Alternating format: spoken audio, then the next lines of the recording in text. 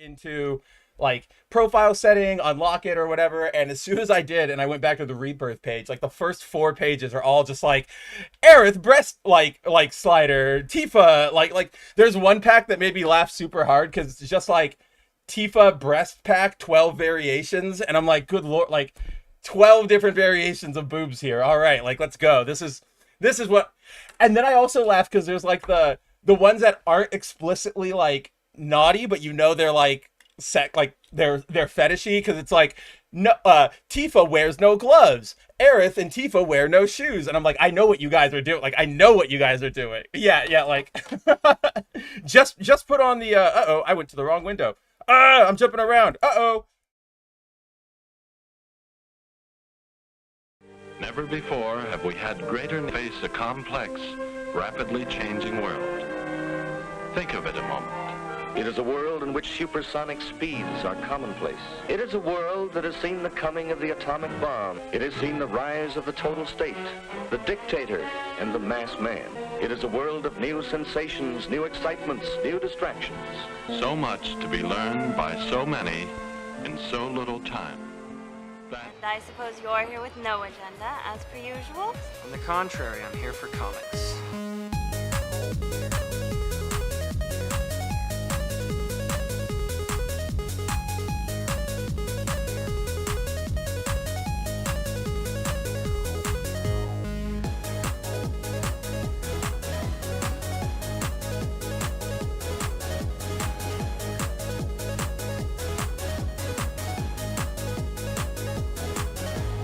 How's your comic book collection, Brody?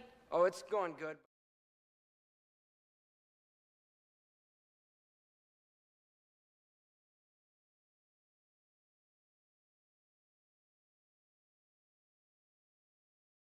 The awesome like comics, so it's like and he like let it off, right? Like he had that we didn't really talk DCKO because who cares about that book, but that opening bit where Superman's like trying to like, or like the Omega Heart talks to him and it's like, you're not trying right now, like you're trying to let everybody else win, that's not how this goes. And then he like super speeds into the portal at the I'm like, that's really cool. But aside from DCKO, which is, it's not really cool, that moment is really cool. But guys, it is Thursday night. It is foil variant time. You might have noticed, as Zero did, not even an intro. And where's Wolf? Boomer start go.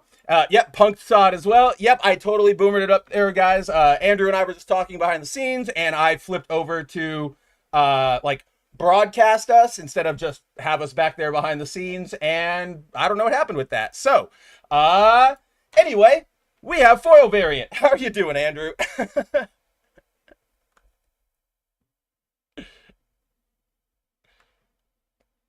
I saw you guys, oh, you have it on. I didn't even see that. That's cool. I gotta get rid of that comment. Look at that, dude. You were wearing it like you posted a photo of it, but that looks even better, like kind of like in person, if you will.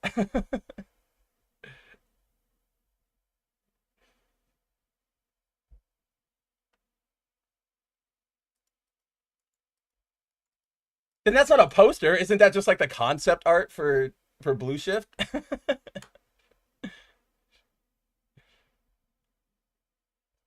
Okay. Fair. We're in weird what were we talking about the other night?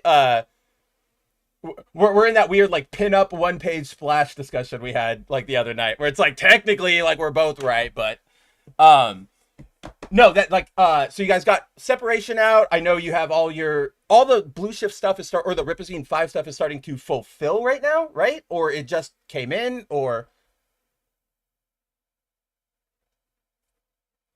oh my god, you're not coming through. Why are you not coming through? Why is Andrew not coming through? What is happening here? No, you're muted, but you're like not coming through, period. Really? There we go. Now he's there. What the fuck ever, guys. You know what? You know what I'm gonna do? I'm gonna do this again. Well, never before have we had greater face a complex, rapidly changing world. Think of it a moment. It is a world in which supersonic speeds are commonplace. It is a world that has seen the coming of the atomic bomb. It has seen the rise of the total state, the dictator, and the mass man. It is a world of new sensations, new excitements, new distractions. So much to be learned by so many in so little time. I suppose you're here with no agenda, as per usual? On the contrary, I'm here for comics.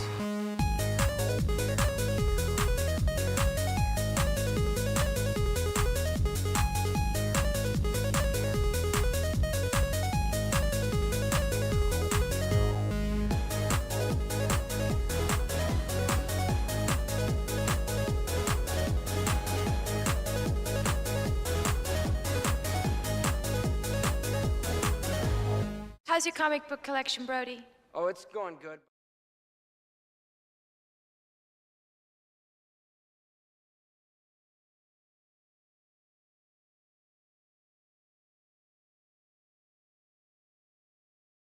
Spin-off thing?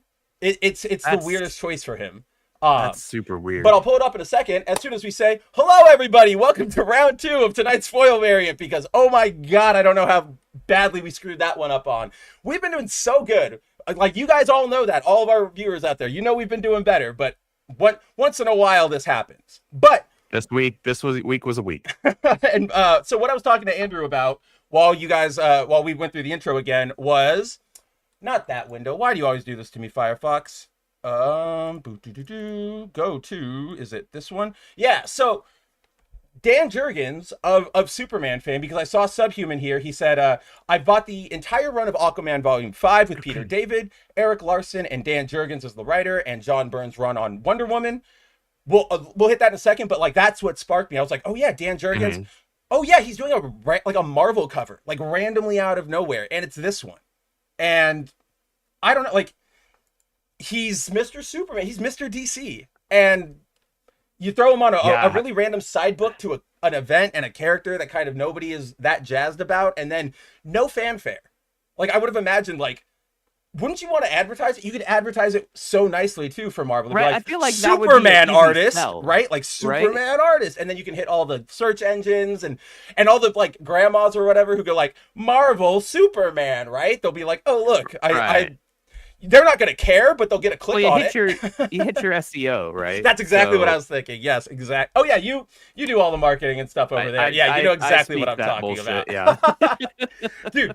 I was talking. It's my least favorite part of almost anything. I was talking to a friend a couple weeks ago, and she was like, she had just gotten done like organizing a bunch of stuff for her like job or whatever, and she was like, I hate that I'm like really good at this. If I died right now, like somebody could like what do you call it, like rightfully put like my name like coordination expert like to the stars or whatever. And she was like, what's like the worst thing they could put on your tombstone, like the most boring thing? And I was like, Spencer Bakuli, SEO master. I'm like, I'm really good at it, but oh my God, like it's not something you want to go telling people. Like nobody outside of like San Francisco tech people are going to care about that.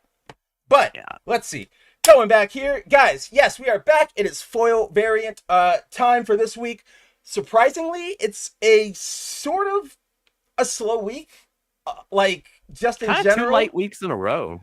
Like luckily we had last week, we had a bunch of stuff to catch up on. We had Impulse Point, we had all of that. But now that everything we got this week was kind of a lull. Like I'm even looking at my stack and like I got all the physicals. I got the Nightfall. I've got Batman. I've got the foil one, of course. My Ultimate X-Men, of course. I haven't read this one yet, but Captain America or Alien vs. Captain America. Oh yeah. And then I forgot that came out this week. And then you know what? Just props, because this book is somehow still running. Like I got that. I don't know how it's still running. Like honestly, it has to be running. I think we talked about this. We have. You and I have. Yeah. They weekly, whatever. Like every single week that they do have a new issue, there is always at least one just like banger cover where you're like, yeah, that's Poison Ivy and she's looking hot. Great. So you're gonna get people on that alone. But then also like this is what Andrew and I always talk about, guys. Like this book, this is issue 38 of her solo series. Like this thing is how, like I genuinely, I'm like, that's what Andrew and I tell Andrew all the time. Like, we don't really care one way or the other. Like, all right, have your Poison Ivy book. It's not affecting us. But like every time I see it, I'm like, good for you. You're still here. Like good for you. You're keeping on. I think the record to beat right now is still Spider-Girl, right? Like over 100 solo issues of a single run for a female character. So yeah, it's weird that Poison Ivy's like the biggest competitor to that title, really. Like, it's true. Has a Supergirl ever gone over like 40 issues? Like the Peter David run only went for like 30, 40 issues. I'd have to double check. I know that the New 52 one didn't hit quite that high. That was like in the second wave of cancellations. I remember it didn't get hit in the first, but it got hit in the second. Yeah. Because I know you don't like it, but that whole Red Lantern arc was like the last, like that was something new. It was fresh. It was doing something with her. And then she gave it up, and it was kind of just back to like default. And that was 40 issues. Yeah. Oh, it was. New 52 was 40 issues. Well, then Poison Ivy's only got 2 to go. That's crazy. I've literally never opened this book in my life. Peter David had 80. 80? Oh shit! Never mind. I'm completely wrong. Well, then I think that's got to be the second record, and then it'll. Yeah. Then it's somewhere in 40 range, whether it's New 52 Supergirl or something else, and then this is around. So if we're talking DC, yeah, because I was gonna say Marvel. Was it Miss Marvel when Brian Reed was doing it? His run was that 50 got to like issues. 50. Yeah, 50. That one got to 50. It was 50. Yeah, nobody's gone 100 yet. So nope. Yes, we're still under the limit. Andrew corrected me, but for some reason, I still think this book's gonna be here in like 2 years. Like. Just keeping on, keeping on. Just keep on, keeping on. I think it's just kind of hanging in there, and it must be just low cost enough of production, like not counting printing. No, of course, yeah. You know, whatever. That like they're just saying, you know what? There are enough people buying it that we can continue to just sell it. And you know what? Like we can continue to sell it, and it's like you said, it's an easy excuse to put a sexy character on a cover, and those always sell. Like my comic book store guys, they joke about it, like, haha, remember, like, oh, comic book nerds are all like sexist and want sexy in the 90s or whatever, and he's like, it's still true. Yeah, like it's still true, guys. Like that's the thing that always sells. Nobody's buying the damn. Have you seen the Toy Story covers? They're doing like it's part of the Disney, like Marvel's doing this like variant covers thing where they do like, first it was the Muppets, or no, first it was like their Disney characters as like, what if, you know, Goofy was Human Torch on the cover, and then they did series, and then they did Muppets doing like parodies of famous covers, and then they just started a Toy Story one this week, and I gotta like pull this up because it's so I feel so random. It's random because nothing new is happening. Like there's no new Toy Story. I think they're working on one, but it's not like there's a trailer or it's coming out anytime soon or anything like that. But I bring it up specifically because this cover is not only ugly. Where's that Laura Kinney one? So obviously this is parodying Avengers #1, right? Yeah. Like, duh, we all see it. But it's so bad. There's no. It looks like all they did was like, and their excuse would be saying like they went for a similar coloring style as to what we had back then, right? But in 2025, unless it's literally a facsimile cover, this just looks like somebody laid down the color flats and then didn't pass it off to the finisher. No, that's exactly it. Like even it looks to me. Even those old school Silver Age covers, like they'd still give you a background color, but here, like not only is it white, but if we go back, like if we zoom in, you can see that like they've got background, but it's not like they didn't even color those. Yeah, they didn't color like the background canyon. So it's like what and plateaus and stuff. And then like none of these characters look like I was an artist and I wanted to draw Buzz, right? It looks like somebody was looking at like a vector of Buzz and was like, okay, I got to imitate, you know, that 3D model exactly. So it's too it doesn't feel right. It looks extremely action figure-y. Like it looks like Buzz looked when he was inside of his Right. box, Right. rather than Buzz once he's outside of his box and we're hearing Tim Allen's voice and he's moving around, right? It's And, like you have all that magic, right? Of the movie, it's like when but people. it doesn't. This lacks the life that he had. I was just gonna say it's like when people take like the Buzz Lightyear box and then they'll take that image of him and throw it through like realistic Photoshop filters and stuff, and then throw it on like the fan photo, right? Or like the fan poster, and it's like that's very clearly not a real person, and that was like a fictional render, and you just try to throw some effects on it to make it look right. Like it's just. But the reason I bring this one up specifically is because we were talking about comic book shops, and my shop, like, the guys will come in, and if they have things that they've pre-ordered, my shop is really good about like finding them while they're like shopping and being like, oh hey, I have these for you, and they're like, oh thank you. I'm standing next to a guy, and the only book he had on pre-order was this one, and he was like stoked on it, which is like cool, good for you, man. Like I'm stoked for you, but also I hope you enjoy it. But also like, really? Like But for the $6 or whatever that this would cost you, it's not even a good. Maybe that's like the first movie he saw in theaters with his mom or his dad or a sibling, and maybe like that family member passed away or something like that, and so there's like some sort of a deep emotional, sentimental attachment or to like, it. But I can't see any other reason to get this. Maybe it's like him and his family love Toy Story, and now it's like, oh, my dad also likes the Avengers or something, so he grabs it for him, and he's like, hey, here you go. I can definitely get that, because I've done that with some covers too. Two specific covers, the Dan Mora ones he did for World's Finest, the celebrity crossover ones. I got the William Shatner one and the Jerry Seinfeld one for my dad and my mom, respectively. But those are good. Those are like full-fledged, like they still look good. They're still Dan Mora covers. It's not whatever this is. It's and then like everything is too small and like, oh yeah, it's just all over the place. There's just a bunch of empty white space happening here. Like this is that's what I mean. Like it's really bad cover. Zaid Comics is here. What up, Zaid? He says it is random as hell. I don't think Disney swaps is a selling point. It's generally not, unfortunately. Like I love things like the Muppets. I love all the old school classic Disney stuff before they got shit, like they started pooping out of their mouths. It's just a lot of it doesn't have effort. A lot of it feels like this stuff where it's just like we grabbed a random artist from like Etsy, and we said, can you do a Toy Story thing? Like, I know there was one I really liked that was Pluto dressed as Giant Man, and he was like shrinking, and it was drawn by Phil Noto, who is a prominent artist, and I'm like, that looks great. This, I don't know. Like Andrew was saying, it's probably very hardcore collectors, right? Like very old school kind of guy, or not old school, but just people who really, really want that toy. Like they love Toy Story. There's nothing wrong with that. Zaid asks, is it a Toy Story comic on the inside? No, it is the latest issue of Avengers, which this book sucks. Like it's Jed McKay. What do you want from him? Like nothing to really write home there about. So don't be fooled. Let's see. We have Subhuman in the house. He says, is Poison Ivy still considered a villain these days?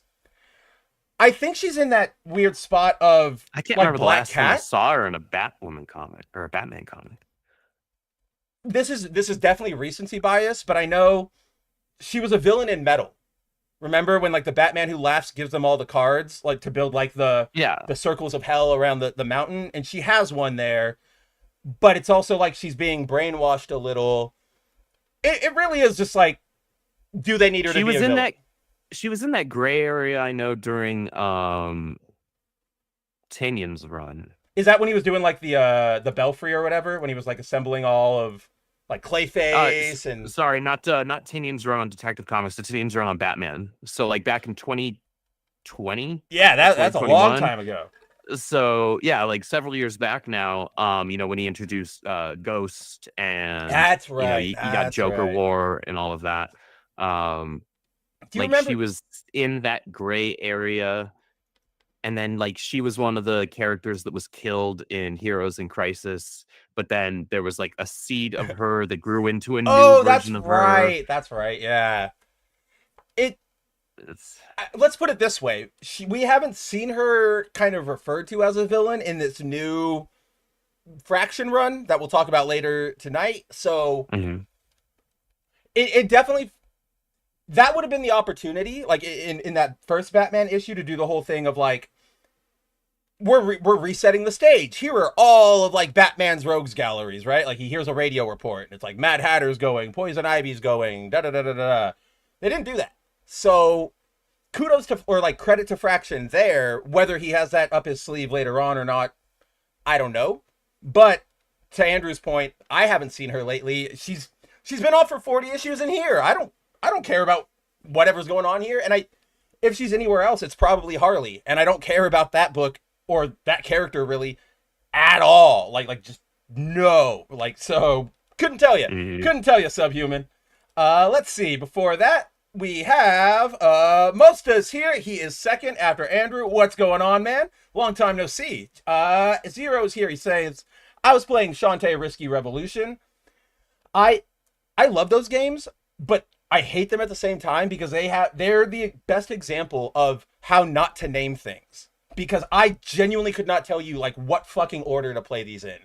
I have to look them up because I'm like, they've all been remastered and what just put like Shantae 1, Shantae 2, and then please guys, like it's so easy. Iron Man 1 through 3, done. Boom, we were done. Let's see. Punk is also here. He says, I bought and read Dynamite Blood Red #1 and Iron and Frost #1. Both comics were very good. I know you were talking about the Dynamite. I think that's like the Halloween special they're doing over there with Vampirella, so I hope that was good. And then no idea. Yeah, I have no idea what's going on over there yet. But Iron and Frost, I love that book.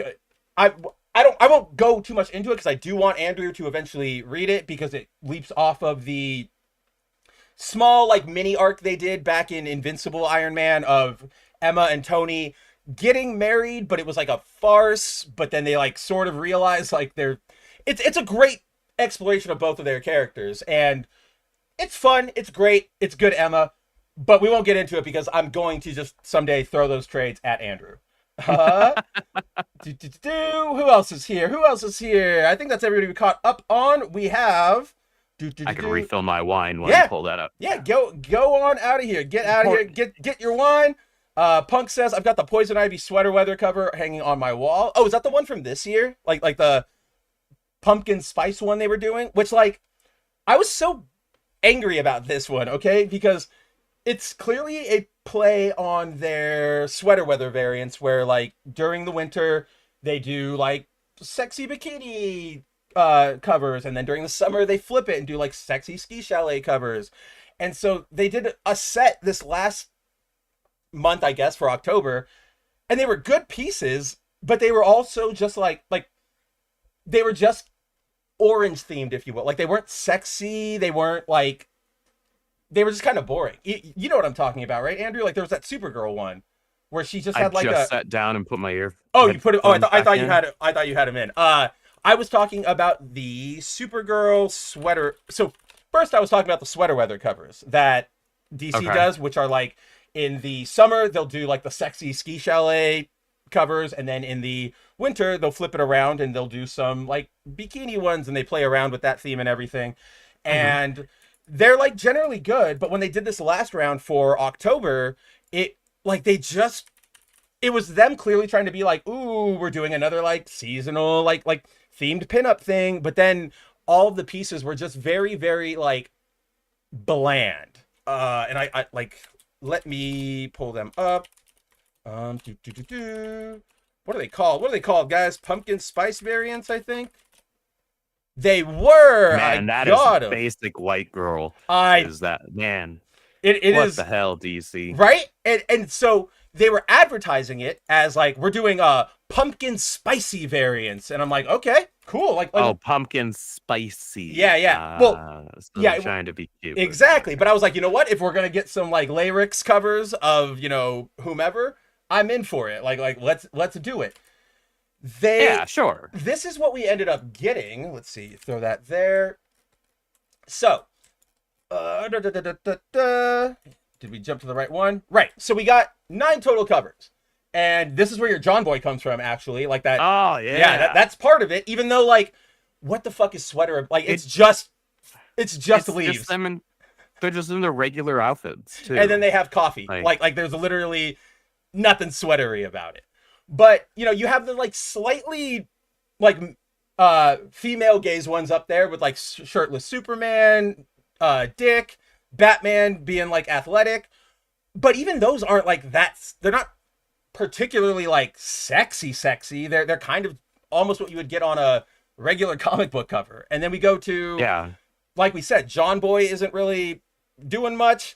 The Wonder Woman's great, but it's unfortunately attached to Tom King, so we're not even going to like acknowledge that. I remember seeing that cover and being like, nope, that evil is not setting foot inside my home. Sorry, is not coming here. I'll find a high-res image of that cover on Google. And I'll make it like my phone wallpaper or something. Yeah, exactly. Yeah. And then, yeah, there's that Supergirl one, which is literally just like, it's an orange, green, yellow version of your like regular, it's a sweater, but it's your, I don't know. I'm just like, it's cute, but not like pumpkin spicy or whatever. And then we had, and her body just looks super weird. I know what it is because she's like curved, like she's leaning forward and also like scrunching, but the art doesn't do it right. So off. Yeah, the art doesn't sell it. Like it does not communicate it right. But then we got like a good old Frank Cho Harley Quinn cover there. Can't really complain about that. That Harley's pretty not bad. Of course. And then we had Dan Mora here with like a cute Catwoman. The Dragon Ball. Yeah, the Bulma. Dragon Ball, you know, Bulma on the bike, yeah. And I wanted they didn't have this one when I got there. Like I think my shop just didn't order it, and I was really bummed about that. But and then we just got like this regular Poison Ivy one, which again, compare that one to just a regular cover. Yeah. Like, this is way spicier. Way better. Way spicier. So that's all we were talking about. We were just talking about that. Punk is saying, oh yeah, it's the 2025 sweater weather one. Oh, I know. I was just I wanted to bring up the pumpkin spice ones because I saw them earlier today and it was like, oh yeah, I hate these. Like I'm so mad about these. Yeah, most of Punk says bottom left is cool. I mean, you can literally never go wrong with Frank Cho. Like, he's great. His ladies are great.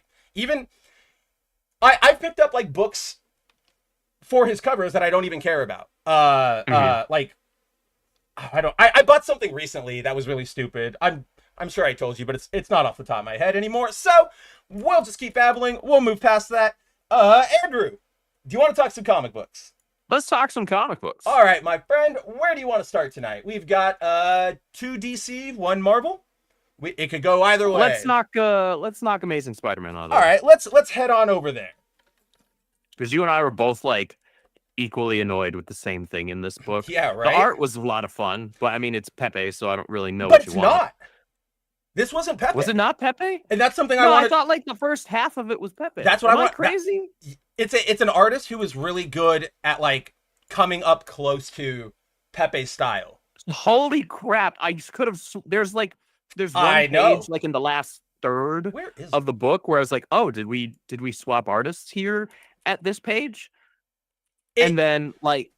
For me, wow, I'm tripping. I immediately. So here, yeah, let's jump over to this instead of just boring everybody. So we are back this week with another amazing Spider-Man issue. We are back in space, covering the Peter Star Trek arc, if you want to, where he's been punched out of Earth essentially by Hellgate. So he is trying to get stronger.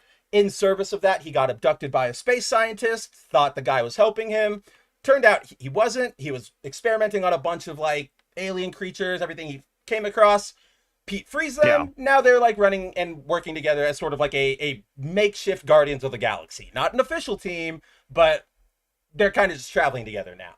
So, so where do I want to start with this? So in terms of the artist, I immediately sort of knew something was off because when we turned to this page, this just immediate first page of Aunt May, Aunt May's face there looked like Todd Nauck art, right? And the coloring here all looks like Todd kind of colors it. So I at first went, oh, is this Todd? And then I went back and it is somebody. Who the hell drew this? It is Emilio Laiso, Laiso. I've never heard of him before. Yeah. Probably an up and comer right now going through their like Stormbreaker program or whatever they call it. But that's something I wanted to talk about is like, what the hell is up with like, why does Marvel keep doing this? Right? Like they say, or not even Marvel, like DC did it too with Batman, like we always I was complain gonna about. say, yeah, where they DC go, does it constantly. this as is well. your team, this is your artist and writer team, and then everything is like a guest issue.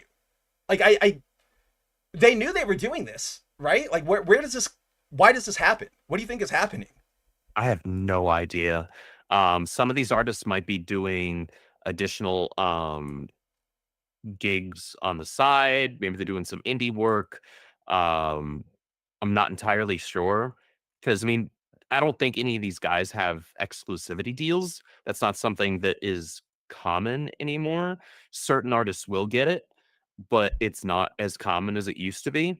If either So- of the ones we've talked about, I would maybe say Pepe, but I don't would know anything think that official. he would have one, but it's possible that maybe he has some other stuff going on. Because Right. as far as I'm aware, we haven't seen him do anything else. I can't think of So a this isn't- non-Marvel Pepe. Yeah. This isn't a Jiménez situation, right? Where it's like he's not on the Batman book from All In, even though he was advertised as the artist, You but bastards. he was still doing other stuff, right?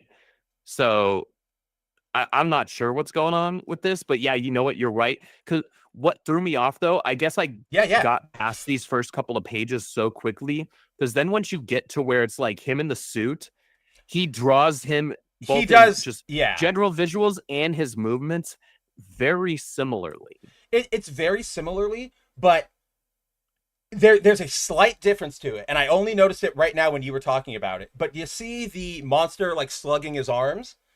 Mm-hmm. We can see it a little too well. Do you know what I mean? If this was Pepe, he would have Pepe smeared would it have and like had way the more. Yeah, he the would have done like action the lines or manga. whatever. Yeah. He would have done the manga like action blur. So it's Yeah, like outside of that, we're thinking the same thing. there. we are, but it's like outside of that change in effect, all of this stuff is really, really like Pepe evoking, I guess is probably the best term to Pepe-esque. Pepe-esque. Yeah, because yeah, like Andrew said, you can see him flipping around and he's jumping and there's even this cool moment where he like gets a balled up fist, and then Well, even his layouts are super dynamic, like you would expect of Pepe. they very much are. So like This isn't a John Romita Jr. oh layout. god, where it's or I still have like PTSD from the Heroes in Crisis Tom King 9-panel like layout thing. Like the second I see that, I start getting like Tom King thinks he's freaking Alan Moore. yeah, like as soon as I see it, I'm just like, oh god, no! Like, what are you guys doing? Don't do this! Don't do this! Every single time I see any comic do that now, it doesn't matter who it is. I'm like, no, stop it. It was Think of something else. Do anything else. that's it was This works in Watchmen, and that's it. it was Justice League Unlimited last week. That's what it was. Remember when they do the roll call and everybody's Yep. like Aquaman, and I'm just like, no! It's like no! But back to Spider-Man. So I just wanted to clear that about the art.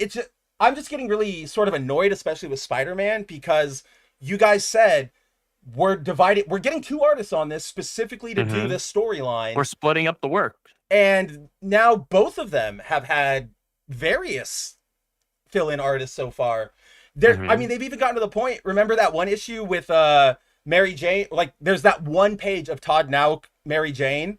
That's like, where the fuck did that come? Like, what are we doing here? And you and I were like, they clearly were like, oh shit, we need to move things around, and we got to put this page in here to make it work. We're behind on the deadline. Yeah. Yeah. Like, hey, Todd, could you quickly do this? Here's the script. Here's the page for the script. Can you please knock this out? And you know what? Knowing Todd, he's probably like a stack of like sketches. Like, oh, that looks enough like Mary. You know what? I'll have it to you by like Thursday. Like, I've got this. I'll have you. Yeah. But so, And the page looked fine. I mean, it's Todd. No, it's still Todd. That was a great page too. Like that shot of him. He's the only other person besides Carlos Gomez to have drawn MJ in her like teal, like spandex pants. And it's I don't care, guys. It is super basic, but she looks great in them. We are not hard to please. But absolutely. Well, I've been sending you those because I think he's been doing a weekly where he was doing that sketching and then coloring tutorial on that Supergirl piece. Yeah, dude. What I hope that's like a cover, but I think it might just be like a piece that he'll put up later. But if it's not insane, we got to find a way to like get it to you. We won't pay like $700 for it, but if it's like if it's like 200, we'll find a way to get it to you. But back to Spider-Man. So as jumping back into the space of it all, Peter is still floating through space, still kind of drifting. A lot of the characters are starting to notice, like, you're not really making progress towards getting home. Like, are you trying to avoid it? And he starts accepting it that he is here, but he's still sort of avoidant. Like, no, I'm going. Like, he doesn't want to admit it, basically. But in the course of their latest drifting through space, Rocket comes to Peter's quarters and says, hey, we got a little bit of a problem. We're being flanked by an entire armada of ships. And Peter's like, what the hell did you do? And we learned that Rocket has sort of, run out on a debt on somebody. And this alien guy here with all the screens, he's got like 6 arms. He's like, look, the universe is in chaos because of Imperial. You disappeared from the map because you got captured, but now you pop back up. I decided, why not? I'm going to come find you because this is the only time I'm going to get my money. Rocket keeps going, no, like go away. You still owe me. I gave you a down payment. And he keeps hitting this point about like, I gave you a down payment. And we know nothing about. And he just keeps uttering it. And eventually Pete goes, all right, this is stupid. Like, what do we have to do? What can I do to free him from this debt? Like, let's just get this over with. And the collector guy or the alien guy goes, I've got something for you. And it's what we were looking at earlier. He says, we have a gladiatorial arena. So you're going to go up 1-on-1 against this. It's Betty. It's just a giant sort of like Rancor-esque monster. Sort of like Rancor plus Parasite, but not the power sapping of Parasite, just the looks of Parasite. This is probably where we get I would say probably my most interesting thing of the issue, where Pete goes into the arena. The announcers are going, they're hyping up the crowd and they're going, oh, it's a 2-on-1. Is Spider-Man and his partner like ready to go? And Pete the entire time is like, what is he talking about? Like, this guy's so dumb. I'm only one person. But we all knew this was coming, and we get the reveal that we also have the cover. we also have the cover. That is true, where he's talking to it. Yeah, they kind of gave it away in the cover. Oh no, no way that he's alive instead of just a suit like we thought he was. But we learn it is a what are these guys called? A Technarch. That's what they are. Yeah. You might recognize it from the New Mutants, Doug Ramsey's old friend, who probably will play like the Saving Day role in Age of Revelation, but that's for another day. But we also get. So yeah, we get this moment where Pete is like, he realizes the suit is living. He says, all right, reset. Like, I don't want it to be my slave anymore.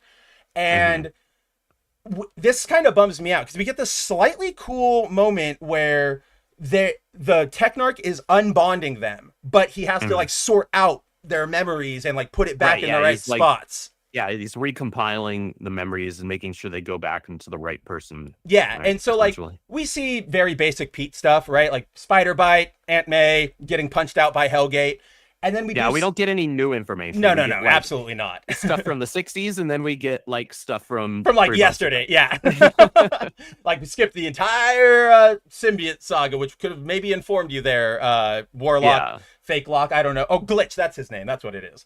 But Andrew, I did like this little bit because I think there's something they could have done here. Because, like, Pete is like, get out of my head. And they don't, like, both of them are like, get away from me. But they both have equal, like, or like similar life pain of like loneliness and that kind of stuff, where they start like sympathizing, but also like almost losing themselves in them. I don't know. It was just this really cool interplay that I'm sad only lasted for this page because they're done. Like they split.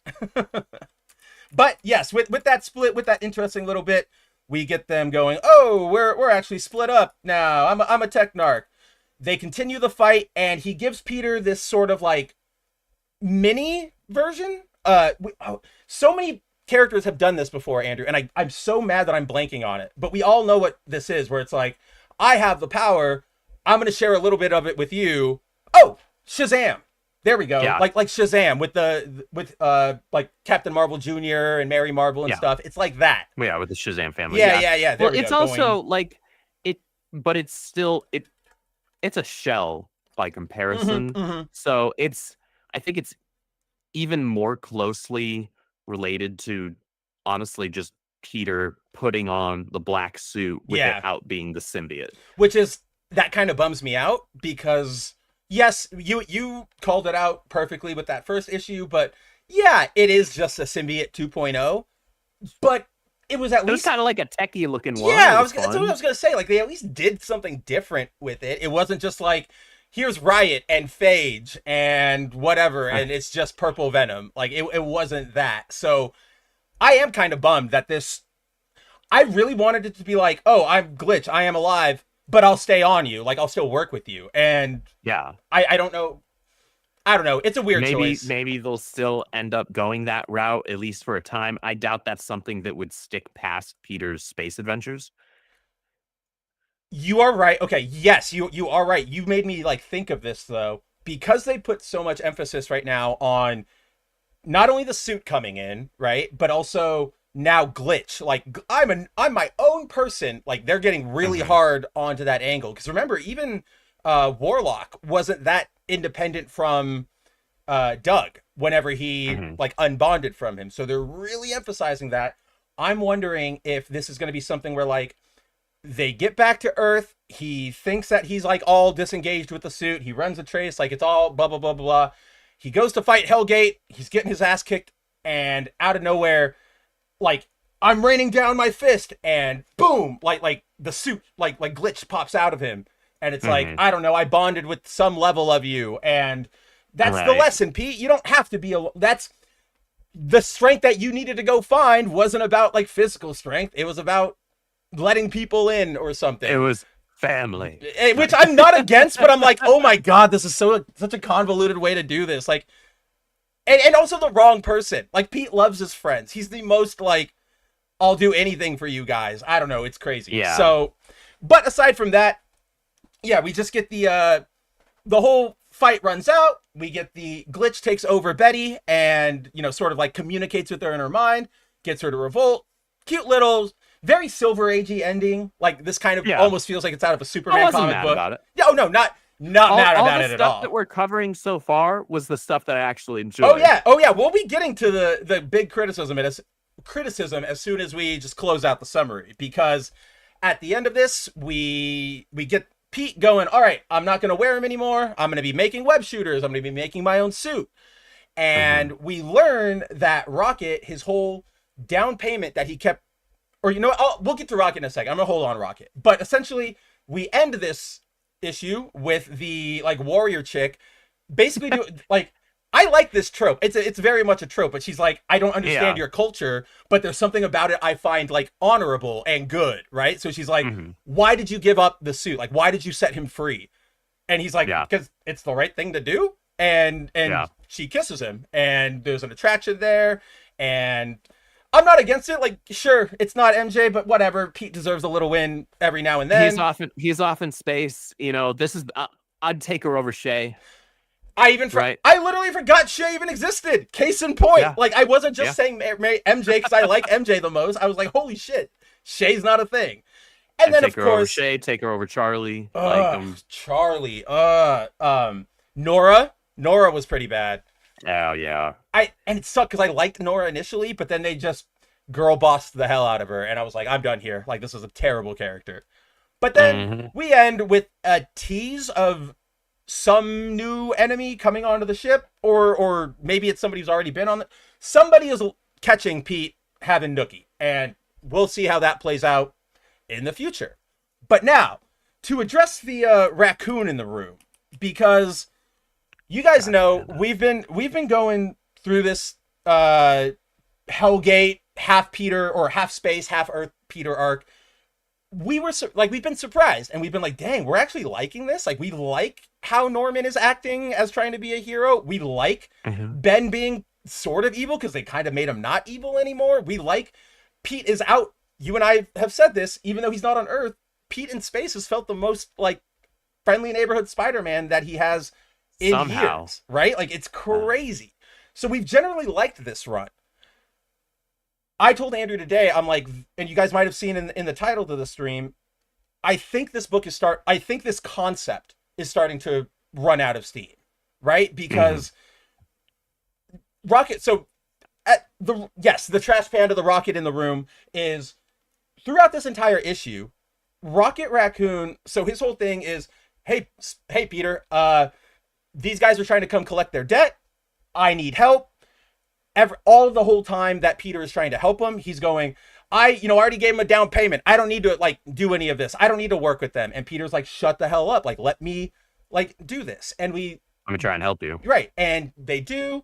As we skipped over it a little bit, but as they're in the middle of the like gladiatorial fight, Rocket runs off and he like goes and tries to kill the like debtor himself. And he's just like making more chaos, making everybody's life difficult. We eventually discover, after everything is wrapped up and they get off, that the entire reason the down payment he was talking about was an actual down payment that he had given that alien for information on his family, which is fine. Like, that's, I'm okay with that. Like, Rocket trying to look for his family, but not making a big deal. That seems very Rockety. But this Rocket is such an unnecessary asshole in this book, like the entire time. And we know, guys, she's like way more antagonistic than we're used to seeing Rocket be. Because we're used to him being antagonistic. He's just an outright asshole. Right. I like I was explaining to you, Andrew, like the best way you would normally see Rocket is like, he's a good guy, he's your buddy. If he sees a gun he really wants, he might take it and you might have to deal with that, or he might steal like $20 from your wallet to go buy something. But yeah, he's not a bad person, and he'll probably make it up to you in his own stupid way, which won't be one-to-one, but it's the thought that counts. This, like Rocket here, he's just insulting Pete the entire time. And he's just a jerk. And he's like, every time Pete is like, can you explain to me? Can you tell me? He just keeps going, I gave you the down payment. Doesn't say anything, just keeps saying that. And Pete even keeps going like, what are you talking about? Like, what is the down payment? And he just keeps going like, that's none of your business. Like, that's on me. And it feels weird. Do you know the term Flanderization, Andrew? So it's this term from The Simpsons where it's named after Ned Flanders because at a certain point, like first 10 seasons or whatever, he's a character with a lot of depth. Yes, he's like a, humdiddly, like Barry Allen sort of, what's that, fuddy-duddy, over Christian guy who's nice, but he's also, he's got his breaking limits. He still has doubts about God. Like, he's got depth to him. That he's not just that one-note joke. But as the seasons went on, the writer started getting lazy, and that is all he is now. Is he's just one-note Christian joke man. That's what I feel like happened here with Joe Kelly, where he had Rocket, and he had Rocket good, which is like I was gonna say, like the two prior issues of this specific story that we had. Yeah, Rocket was fine. He was fine, and he was even being that little like antagonistic. He is being Rocket. snarky. Yeah. And you know what? Even admittedly here, the first line he gives to Peter, like I was like, okay, we're fine, because he goes, hey, I didn't want to wake you up. Is this a good time? And Pete's like, you don't have to call me boss, Rocket. Please, like, call me anything else. And he goes, in order. All the Peters I know are lame, and Spider-Man is worse than Star-Lord. And I'm like, all right, that seems pretty Rockety. But then it's literally the next line. It goes off the deep end. And he goes, knocking is for simps. And this baby is generally meant for perforating people that disagree with me. And it's like, what? Like, the simping line is the one that got me more. It's like, what are you even... It got me more because that's such a Zoomer Earth term that I would have imagined you put in like a space word, right? Like, knocking is for flarks. Like, okay, cool. I can totally get it. Yeah, just make up a word. Yes, exactly. But then, so from there, it's just Rocket keeps insulting like Peter, even though he's trying to help.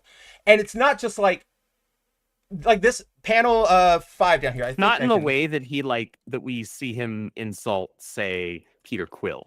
Yeah.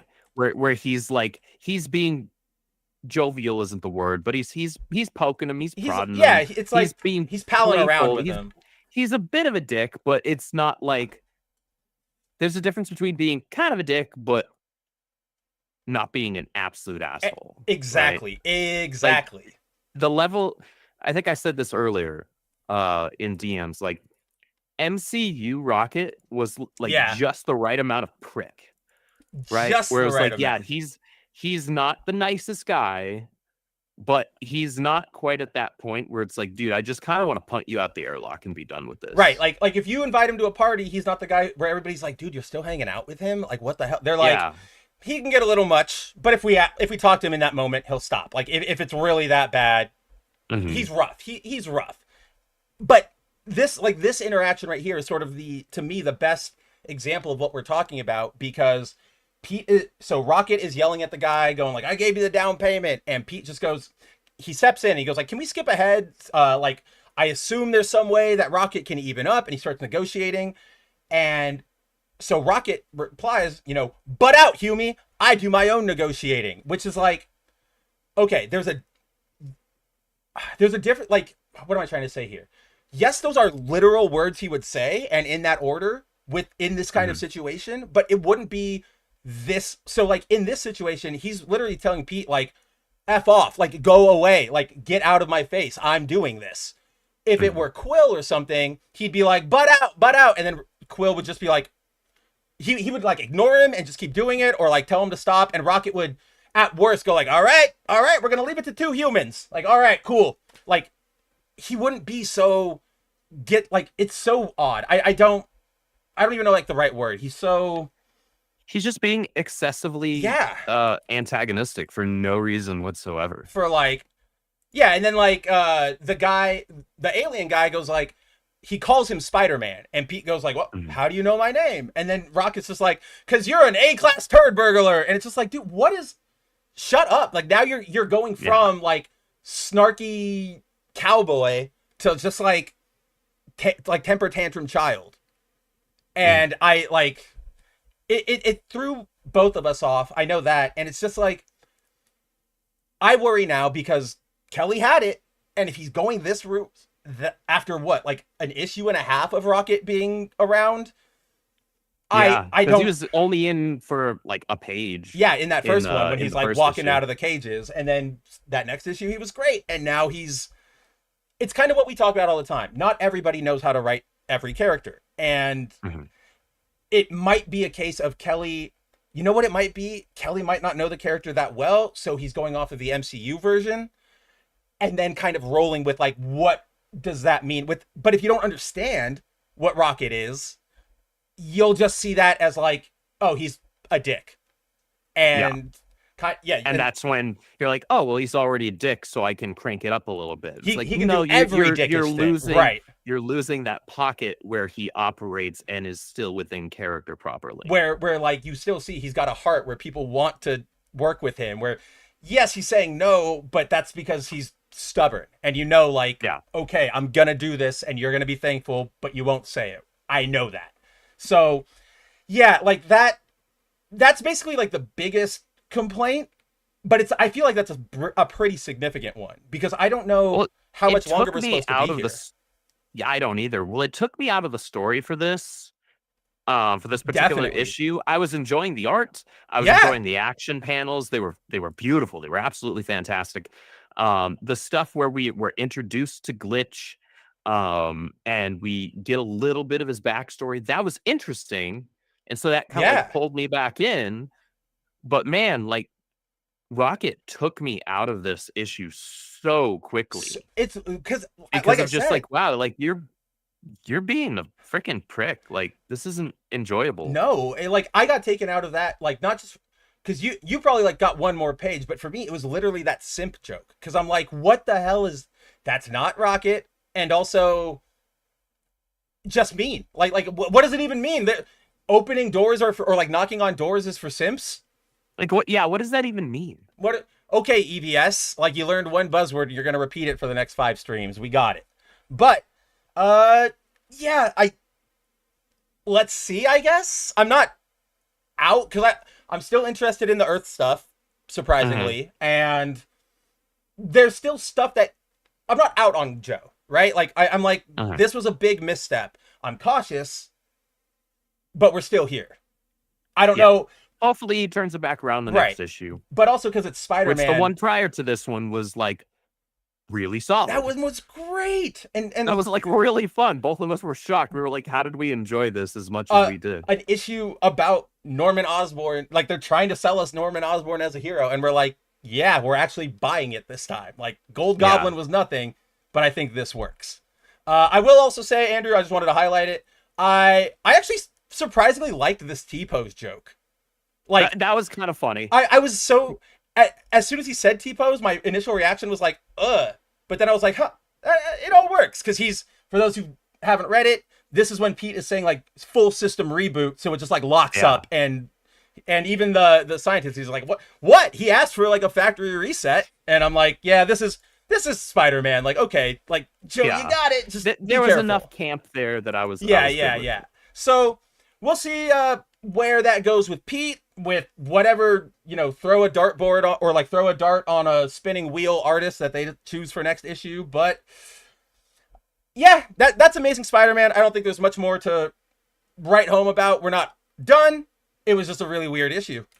But with that, let's see. Clone Geek is here. What's going on? He says, I doubt any of the space stuff or Norman Spidey stuff will matter in 5 years. Okay. You're like the third person this week who's sort of made this argument in a discussion I've been having. Yeah. And it's like, we're not dumb. Unfortunately, like we are comic book fans. We don't like it, but it is just what it is. That's kind of what comic books do. They pick and choose. Your favorite thing might not be canon next month, and it doesn't even take a reboot. It just takes, we need to switch some things up here. Okay, this character that isn't here yet, and whatever. So it's like we could sit here and go, what does any of this matter? Why do it's gonna be so dumb? They're gonna get rid of this, but you don't avoid eating a banana because it's gonna become a peel. You eat a banana because you want to enjoy the banana. So all we can do right now is enjoy what we like and support the books that we like and the directions that we like and hope they listen, because we are on an upswing, guys. Like, even though there are still some rough spots out there, especially with Marvel, we're on a quality upswing. Like, we are on a quality upswing. We are on a writer's upswing. Like, at least for all the books that we're reading. Yeah, well, we did some culling early in the year. We did. But like most of the books that we're reading currently have been on an upswing in terms of quality for a while. Now, will some of this matter in 3 to 6 months? Maybe not. Honestly, I don't actually fucking care. As long as the book is good right now. Right. Because that in and of itself is a big step up from when I dipped out for a little bit a few years back. Because all the books were on the opposite swing. They were a downswing. So I'm okay with starting with just quality stories and some quality art, both of which we're getting in most of our books that we're enjoying right now. In most of them, yeah. So I like. And if one of our books fails on one, it doesn't really fail on the other. Sophie Campbell's Supergirl is awful, but her art, it's not necessarily for us, but we've enjoyed it. We're like, this is a cool style. Yeah. I don't want to say it fits for the book because that book went off the rails, but yeah. Yeah. And so yeah, honestly, I don't really give a crap. And there's also about whether or not this space stuff with Peter matters in 6 to 12 months. And because here's another thing that this is the angle I really like about these things, even if they do get abandoned, right? Is that look at your Mark Waid's, look at your Jeff Johns's, look at your Jonathan Hickman's. There are people, your Grant Morrison's, there are the people who love this stuff so much, and they're gonna go, I loved that Space Peter arc. I'm on Spider-Man now. Guess what? Glitch is here, and me or Andrew or our kids or whatever are gonna go, holy crap! I remember Glitch. Can you do this well? And we'll get another cool story out of that, right? So it's like everything old will be new again at some point or another when it comes to comic books. And just with those names that you mentioned, those writers took ideas that hadn't been addressed in decades in the respective series that they were handling, and they brought them back into the light. And in the same way, there were things that they wound up ignoring from previous runs that would have Right. even fit or made sense in their run. So like let's not pretend that this is just a 2020s issue with comic books. Can we be intellectually honest and I mean, realize even, that this is stuff that's been done for decades? I mean, if we really want to get pedantic, we can say that's like the definitive DNA of the industry, because if you guys remember back in the day, like DC, all that all-star comics, all winners comics, those were literally just like give your kid a nickel and he entertains himself for the weekend and he buys a comic book, and that's it. There's no continuity. There's nothing like that. Then we go into the the gold and silver when like Earth 2 becomes a thing, right? Like when DC's like, okay, we're gonna start making like actual stories now. Yeah. Okay, it's like on the teeter, but once you get like that right there, they threw out all of that old history and said, oh no, Batman's just here now, right? Like they had Earth 2 and like Helena Wayne and all of this stuff, and they just went, nah, it's 1945 or whatever. We're gonna go with Batman. Like we're just gonna do this. So it's what you run into when you have something that runs so long. Like even a solo creator, if something runs for 60 years, is going to end up tripping over things and having to throw some things out or whatever. Akira Toriyama threw out 1,000,004 different like Dragon Ball ideas, and we still all love that thing. But damn, I don't even remember where I was going with that one anymore. Regardless, this is comic books. They always refresh and change, and I think that gives the spice to it, because we don't get a lot of these, like Andrew was saying, things like Final Crisis or even Crisis on Infinite Earths or Jeff Johns' Teen Titan runs. You don't get that without everybody doing everything beforehand, even though some things got thrown away, some things got kept, yada yada yada, boinky boinky boink. Impulse is a member of Alpha Flight, because that's the only way I really know how to end this one. That stupid little joke. There's a joke, guys, in the very first Bendis Young Justice #1, which again still stupid, but don't read that run. Don't even pick it up. We're warning you. He only has that one copy because it's his like favorite meme copy, and was that DeMeo or is that Jiménez? No, that was Jiménez. That's his early. That was early, like when he was at DC, because he was still only doing like very sporadic work then. So that was 2018, I think. 2018, 2019. That's wild. But like, okay, now I don't even know where I was going with that. What the hell was I saying? I got a notification popped up and I totally blanked on it. You were talking about because the whole joke that Bendis was half making. Oh right, yeah. That maybe Bart had been part of Alpha Flight over at Marvel, and it was literally just meant to be a tongue-in-cheek thing, and suddenly you had goon ass like publications like whatever it was, comicbook.com or CBR or whoever, like saying confirmation Bart Allen or Impulse was like canonically in Marvel Universe. Like shut up, it was a joke. It's literally a joke about how he has been gone for so long. Like that was the joke. Like the line is just he's running through like Central or Keystone and or Metropolis, wherever they are, and he's just like, boy, am I late? Sorry, I was up in one minute you're spending your morning up in Canada trying to apply for Alpha Flight, and the next you're outrunning a tsunami. Clearly a joke, but now it's like official, like it's on all the Wikipedias, it's on all these CBR articles, and I'm just like, you guys you're desperate. Like you were desperate for an article that day. Let's see. I really don't think future generations will pick this stuff up.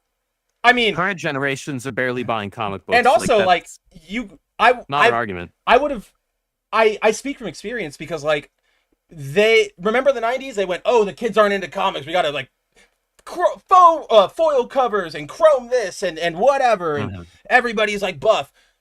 You read those and you're like, nobody looking at that is going to want to read something from the 60s. I still went back, like when I was like 10, I still read all of the original Amazing Spider-Man run, even though it's 60s as hell. They over-explain everything. But if you are appreciating the medium and actually like getting into what it means and like the creators behind it and that sort of stuff, it all builds together. Like it is that, like we're there. We get you guys that it sucks when all this stuff sort of gets thrown out, a lot of our stuff has been thrown out, and we're still complaining about it. Of times. Yeah, right. Like we are Flash fans. We had Wally, Linda, and the kids erased from reality like 3 fucking times. And we had everybody ripped out of the universe except for Barry. And then bring them back and then take them away again. And you bring them back and you take, and it's like that. It happens. It doesn't mean it's smart. It is just sort of one of those things that it is what it is, and at least we can enjoy what we get out of it. Sort of speaking of that, just because my Pakistani friend had, or my Pakistani guy had this up this week, and I was like, okay, I'll read it this weekend. Sure. I can't believe DC's actually collecting this. Man. The Peter David, Supergirl, Angel, Matrix. Linda. Like, I was so shocked. Because you and I joke about this all the time. Like, this is never coming back. Like, we're done there. And boom. 2025 release. Like, all right, man. Like, that's crazy. Year of our Lord 2025. And I mean, hey, there's some Gary Frank art in there. I just saw that. I didn't realize he drew this. He drew some. Let's see. All covers by Gary Frank, and probably just like individual credits. Oh, this is Dodson. Mm-hmm. Wow. This is Dodson without his wife, though, so we all know how that goes. The coloring there is, Yep. Oh, and then, like, I could see Gary Frank there, like, 100%. Like, that's Gary Frank art, like, to a T. Peter David's Supergirl is good. Like, I actually do like it, and Andrew does, too. There are good stories in that run. It's not a good Supergirl book. It's we like it for what it is, but then we also can go, that Matrix thing it was a bad move. Like, it was stupid. It was retarded. God bless Peter David. He made it work somehow. He was able to tell some good stories, but despite that. But if that came across our desks like right now, like we would go, absolutely not. Like take it back to the drawing board. They should bring back Linda Danvers Supergirl as the magic person. Well, she's already back. They actually did like reintroduce Linda Danvers' identity and everything. But for this sort of role, just before we move on, that should go to Cersei or Sir L. Sorry, that's her. Like, Sir L. Where is she? There we go. I love Sir L. We saw her in Superman Batman when we were going through it, and you and I were like, where the fuck has she been?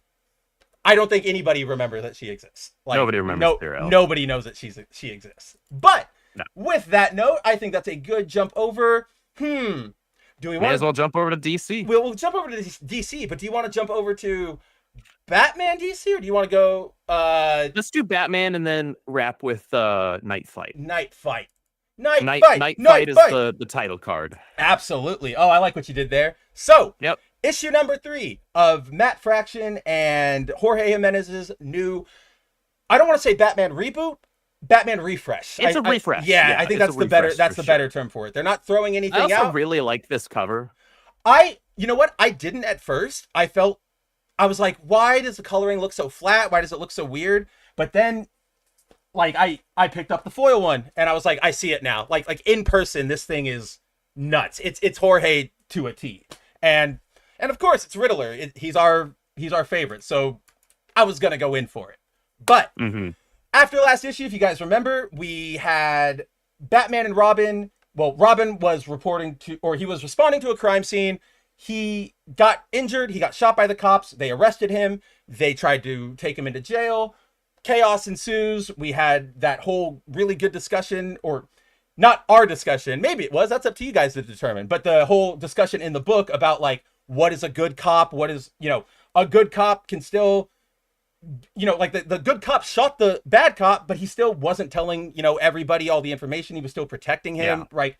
Humans are complicated. But after that, if you guys remember, we sort of ended with the big reveal that Vandal Savage was holding a press conference. He had one of the officers, his blood was on a batarang, so he was going, look, Batman killed him. It's open season. Any Bat family member, you have all rights, all force, take them out. That's where we left off. So we jump back in to that scene here, starting with, I actually thought this scene was pretty cute. We have I think it's like a a kid who lives in this building. Like, that's not his grandma. Like, that's just a neighbor, because he says like Miss Marjorie, but he's clearly doing some sort of like homework, school report, and it's on Batman. And so he's interviewing this old woman about like, you know, tell me about Gotham. What do you think about Gotham? And she's like, you know, Gotham, it always changes. Buildings come and go.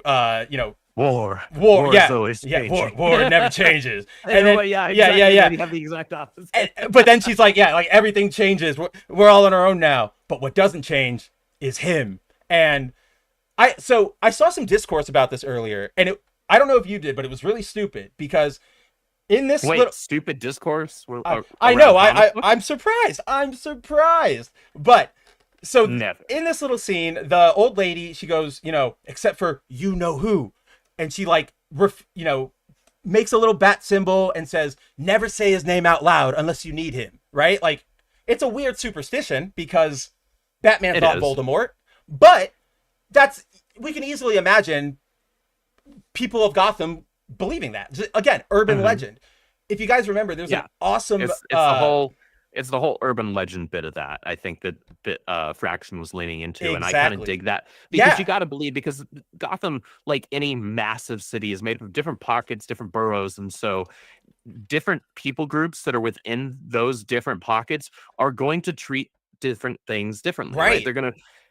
One group of people, and I don't mean group of people by way of like skin color or any crap like that. No. Like ideologically, people who live in one section of a city will live differently and have different beliefs and different ways that they approach things than somebody on another side, right? And that's just geography. That's what happens, right? That's just how we work as people. And, you know, it's not them going like, oh, we believe Batman is Jesus, and then the other people like, oh. If they had done that, they would have been like, now you're just being retarded. But that's the discourse. People were going, wow, why are they treating Batman like he's fucking Voldemort, like he's a spiritual god? And I'm like, learn to read. Like, we have, like, criminals are a superstitious and cowardly lot, but the part there to lean into isn't just the criminal word. It's just people can be very superstitious, right? And so that's what they're leaning into here, is the superstition around the Batman. And then there's also like the last panel of the kid, she's going like, never say his name, and he's laughing. Like, you can he's clearly like, this is a bit ridiculous. But because I think that's showing a generational difference in how people view things, right? Absolutely. Like, and Matt Fraction lays it out perfectly here as well. He mirrors these two ideas. So he mirrors the difference between how this older woman, who's clearly like 2 generations or so older than this little boy, and this boy's like approach to how they view Batman, right? She's an older generation. She sees Batman as this urban legend, right? Because it probably was in her time, right? Like, she's there for year one. She's there for year one, when it's literally like, who stopped it? A guy in a cape? Yeah. What? No. A man dressed like a bat. I was gonna damn it. That's the line I was gonna do. I was gonna do that. The Keaton line sounds crazy. Yeah, or no. That's the Bale line. That's what it is. Yeah, that's the Bale line. Yeah. Sounds like he has some problems. The kid, obviously, he views Batman differently, right? Batman isn't an urban legend to him. He just probably sees Batman as a hero, right? He's Gotham's hero, or one of Gotham's heroes, right? So, and it's mirrored here with how Matt Fraction has the two talk about the smartphone. Right? Wait, that's a phone. You're recording me with that's right. They can do that now. Like he's mirroring. He's doing a lot of layers. I didn't even put that together. You're right. Just on this one page, and like Matt Fraction has been doing a really good job in this book so far.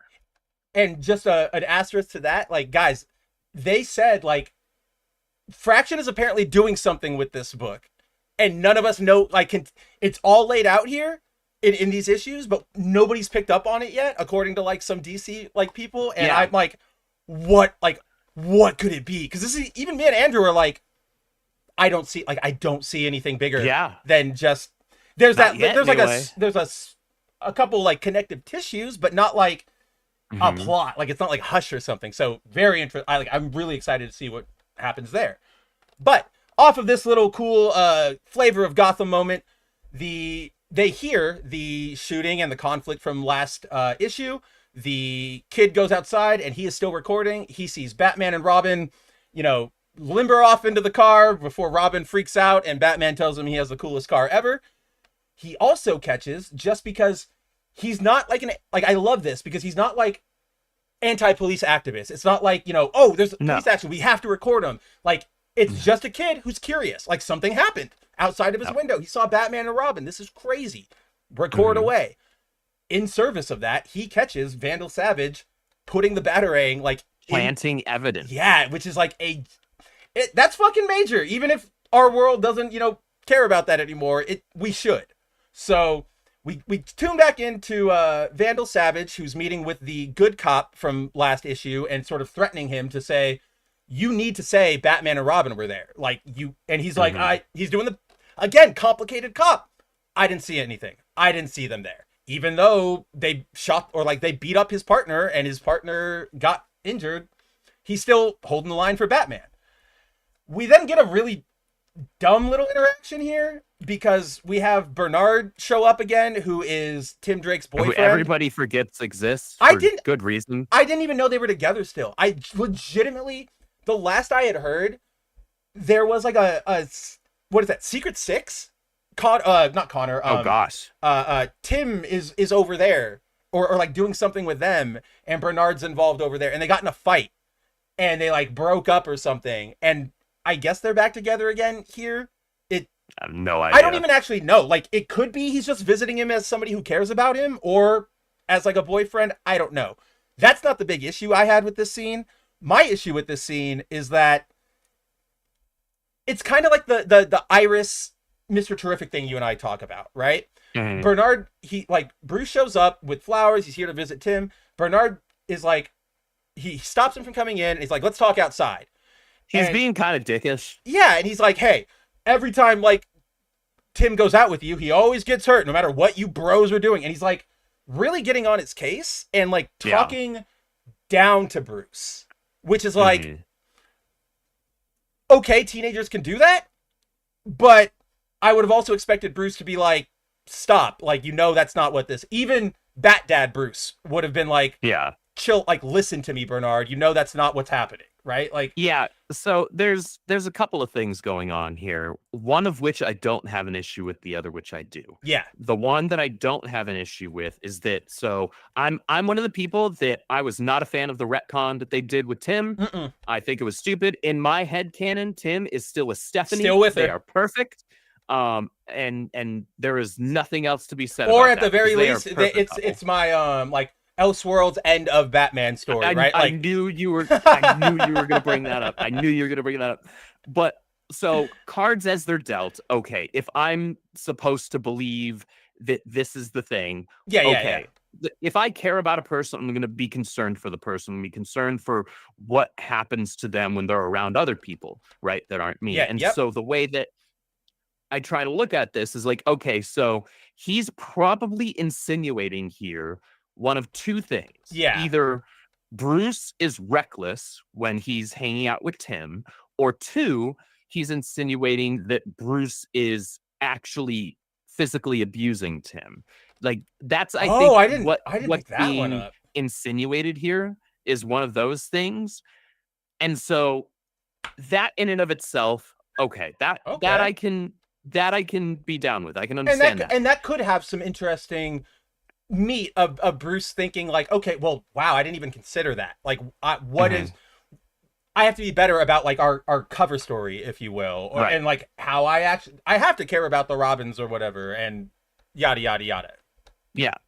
Then the other bit though, where I do have a problem is like just what you said, like he's being like super dickish, and more so than you would really expect an adult male to tolerate a teenager mouthing off. Like, hey, how about you cool it, right? Like, chill. Like, I don't need Bruce to pop off. I don't need Bruce to deck him or anything. No. That kind of person. But just like, how about you chill? I've got this. I don't even expect him to be like crotchety, like old Bruce in Beyond, right? Not even that. But just like a whoa, dude, like whoa.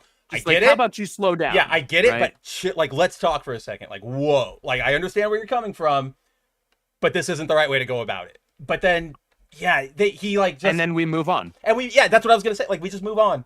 So it almost, unless this is a plot point that is going to get followed up on, like in incoming issues, which it could. Maybe there's this subplot where, like I said, maybe Bernard brings up to Tim, like, hey, is like your foster father effectively like abusing you or whatever, or just like is he Yeah, super right, yeah. reckless when you guys are hanging out and not Which being still careful isn't about good, what yeah. activities you guys are doing, right? Because like And so, that's another big thing in those like child abuse like stories or whatever. It's not even necessarily like I'm intentionally abusing them. It's the, are you just like paying attention? Like are you being smart reckless about endangerment. This? That's what it is. There we go.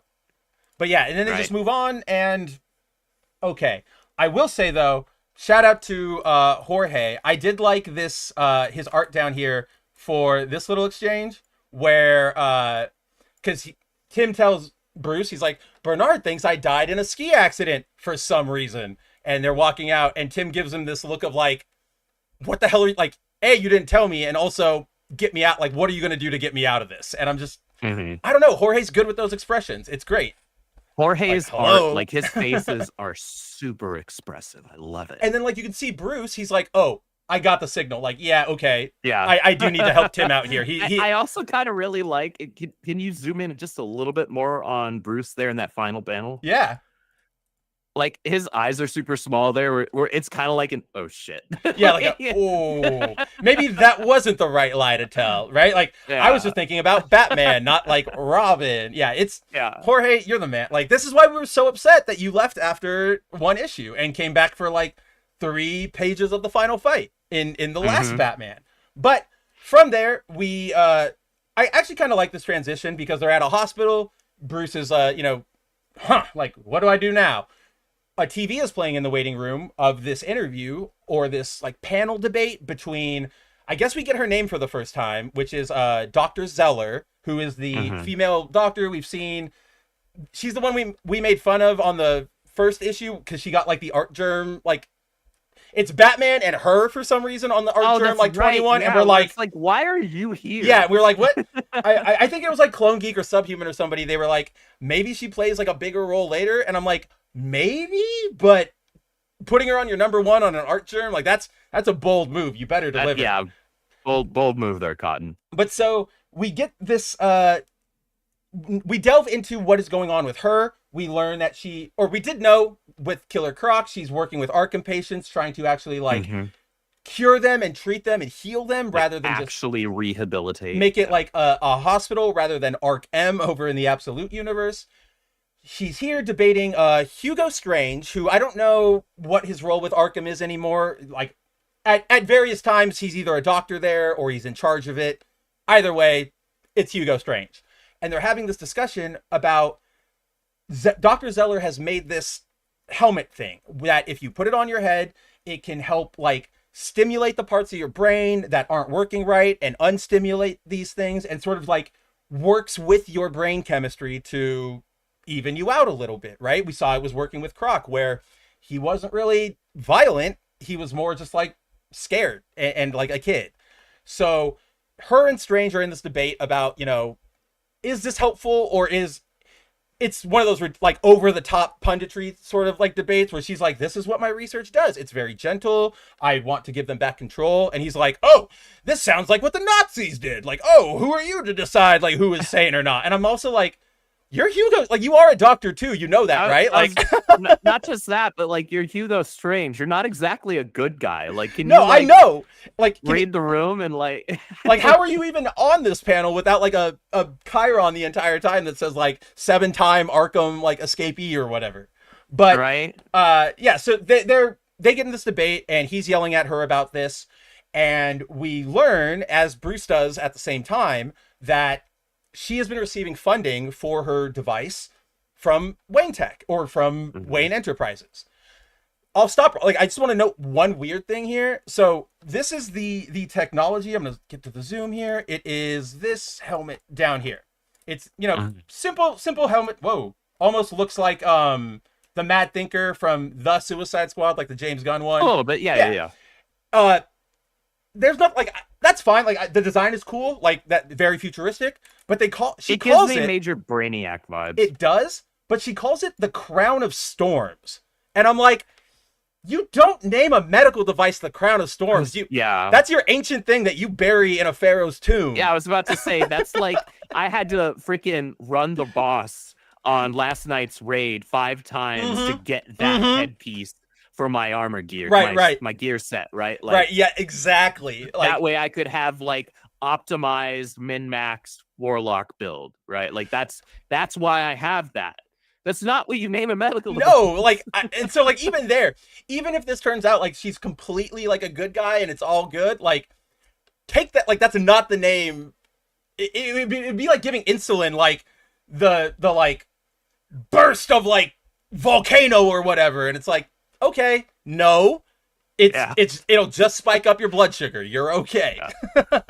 But I also do like how she notes that it's not just the helmet. Like, you have to do the helmet and like therapy and medication. Like, it's not one size fits all. From there, we check in with Bruce. He's sort of like off in his daydream. He's kind of like excited about what Dr. Zeller is doing, and then kind of takes that hope to Damien, because Damien has apparently been accepted to Gotham U. And he's like, I'm so excited for you, Damien. 4 years early. Like, this is like, you've got to go. Like, you're going to learn so much more. And I love this entire bit because Damien, of course, goes, what is there left to teach? Like, I studied from the League of Assassins. I've studied from you. I know medicine and criminology and blah, blah, blah. And he's like, what could I possibly learn at college? And Bruce goes like, literature, history, poetry, art, girls. They have girls at college, Damien. Smart ones. And I'm like, yep, like, it's such a good, like, for me as somebody who went to college, like, my advice is always like, guys, dollars to donuts, a degree itself isn't really going to open up the doors for you, right? Like, everybody's got them, unless you're like a doctor or you're getting like a bio degree. Everything's probably going to put you on even ground. Yeah, that sucks, but college isn't necessarily small pool fields, right? Are where degrees where that matters come in handy. But it's like more than that. I don't regret my time going to college, even though it didn't matter essentially, because it taught me how to like be social, to meet new people, to get out of my shell. Like, that human social aspect of all that, that's so important. Like, that is the point of college. So I like that Bruce is kind of leaning on that. Like, go meet some girls. Like, they have girls at college, because the only ones I think he's hung out with are, well, there's like that the Teen Titans. There's the Teen Titans girl, but then he had like that love interest girl over in the Super Sons, remember? Like the skull face chick who was also an assassin. Not skull face, but like skull face paint. Oh yeah. I can't remember her name, but I can't either, because the last I remember was when was it was in Teen Titans or Teen Titans Academy, one of the two, where like he like for some reason have kind of a thing going on with the what's her face that looks like Lobo. Oh, Crush. Yeah. They did, but then that was also one of those moments where like Crush didn't last as long as they had hoped. Like, they put her on the team and they were like, nobody really cares. So it was like 5 issues, and then she like left. Nobody really. That's like most Teen Titans builds and Titans builds, as far as team makeup in the last like almost decade. In fact, like the only character I can even think of that like I like as like this is a new Teen Titans character. I like that fat kid, like the blue fat kid with like the bowl cut, just because he's bad at everything. Like, he has the potential, but he's so awkward and bad. Like, I like that. Everybody else is so generic and dumb. Like, do you remember in or in Titans Academy there were the like 3? I barely read any of Titans Academy. I'll be honest. There was like it's okay, because this is still like first issue introductions. There's like the 3 bat related people, like bat kids or whatever, but they're not super powered or anything. They're just like above average, like internet sleuths. And I'm like, come on, guys. Like, we're trying to do the like, you can wear the mask thing too hard. Like, this is really, really dumb, especially trying to make them like a bat family thing. Yeah. Oh, yeah. Mosa says, only reason to never regret is for sure the social, even if no one in class talks to each other a year later, -1 or 2. That is a sad part, is that you will have these people pass out of your lives a little faster, or they'll last. Like, it all depends. But that's also, like, it's a hard lesson we have to learn in growing up, right? Like, not everybody's going to stick around for 4 years and after, like, in high school. I was going to say, I talked to no one from high school. I talked to, like, 2 people from college, maybe 3. Yeah, I've got like, and not regularly. Oh no, like I talk to people from high school because those are still just like my main friends anyway. But college, it's like maybe I'll reply to an Instagram story and be like, wow, congrats on the kid or whatever. But yeah, that stuff, it's part of growing up. It sucks, but it's why we have these streams, so we can all come together and at least hang out and talk about Damian kicking Bruce in the dick. I feel like that's the second time that's happened recently. Like, I feel like he got kicked in the dick. You might be right. Like, somewhere else. I can't put it, but however, out of all the Robins, he's the one that would do it. I do like, yeah, of course Damian would do it too. And I like it because it's not Damian's kicking him in the groin because he's a dick. That's a legitimate technique to use in this fight right now, and I will win. And I'm like, yeah, that's Damian. He's Mr. Survival or Mr. Yeah. But then we get a little nice Alfred moment where Bruce is like, did I ever do that to you? Physically? No. Spiritually? Many, many times. But from there, we hop back over to the GCPD. Gordon calls Harvey, Harvey's a private investigator now. Gordon is a beat cop. Gordon's basically going, something bad is going to happen. Savage is like off his rocker. And he says, I need you to put up the bat signal. And Harvey's like, okay. And so we have a new bat signal, which is just this little plushie. A stuffed animal. Just like a little tiny plushie. And it's not even like specifically Batman. It says like I heart Gotham City. So it could look just like a little window decoration. But yeah. Real quick. Yeah. I'm wondering if the thing that Fraction is doing that we haven't really fully caught on to. And this is the first any of us have theorized of it. So yes, hit me. Has to deal with Alfred.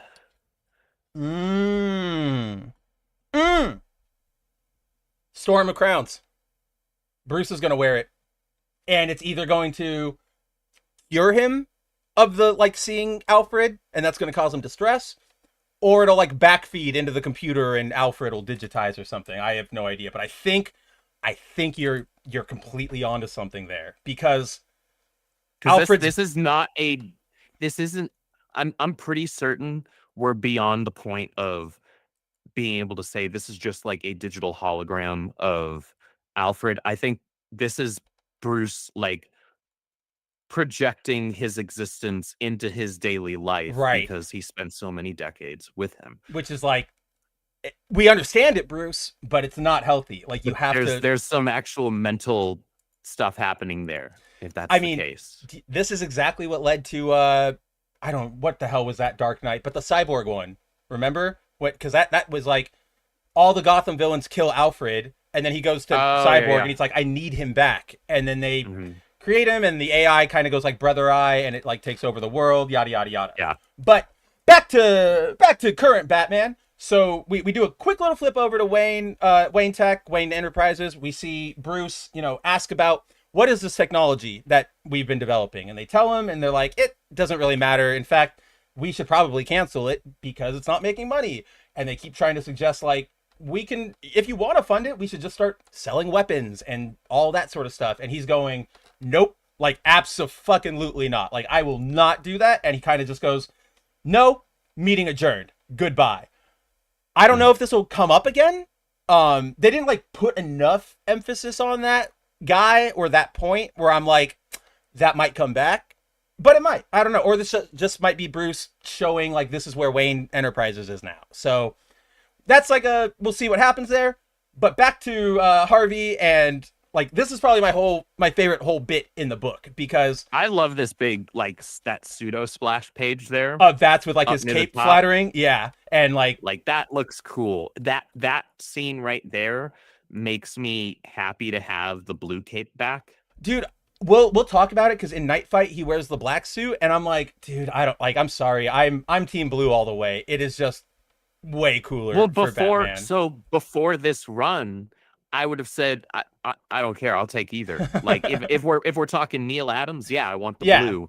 But most of the more modern runs, the black Rebirth suit, the Rebirth suit was good. Yeah, with the purple highlights. Is good. Shoot, I liked the suit in New 52, minus a couple of the MCU lines. Yeah, I can get behind that one. The overall design was like really solid. Yeah, it was pretty. But like, man, Jiménez, and who's the colorist that we have on this book right now? I always forget his name. Oh, I always do too. But every time we read it, I go like, "Yep, that's him." It's Tomio Morey. I don't know how to say Yeah. it. Tomeu, Tomeu. Yeah. But yeah, Mori or More. But He does really, really well on Jorge's lines, and he like does. he makes it not look like it's a flat blue cape. Well, to what you're saying about the lines, a lot of artists, we talk about this, like inkers and stuff and colorists, they'll just like kind of mess up the lines. They'll miss the subtlety. They'll make it too thick and it gets weird. But Tomu, like he's I think you and I have said this before, but he's like the Alex Sinclair to Jimenez's To Jorge, yeah. Jim Lee. Like those two are perfect for each other. But I like this because again, we're sort of reestablishing where Gotham is right now.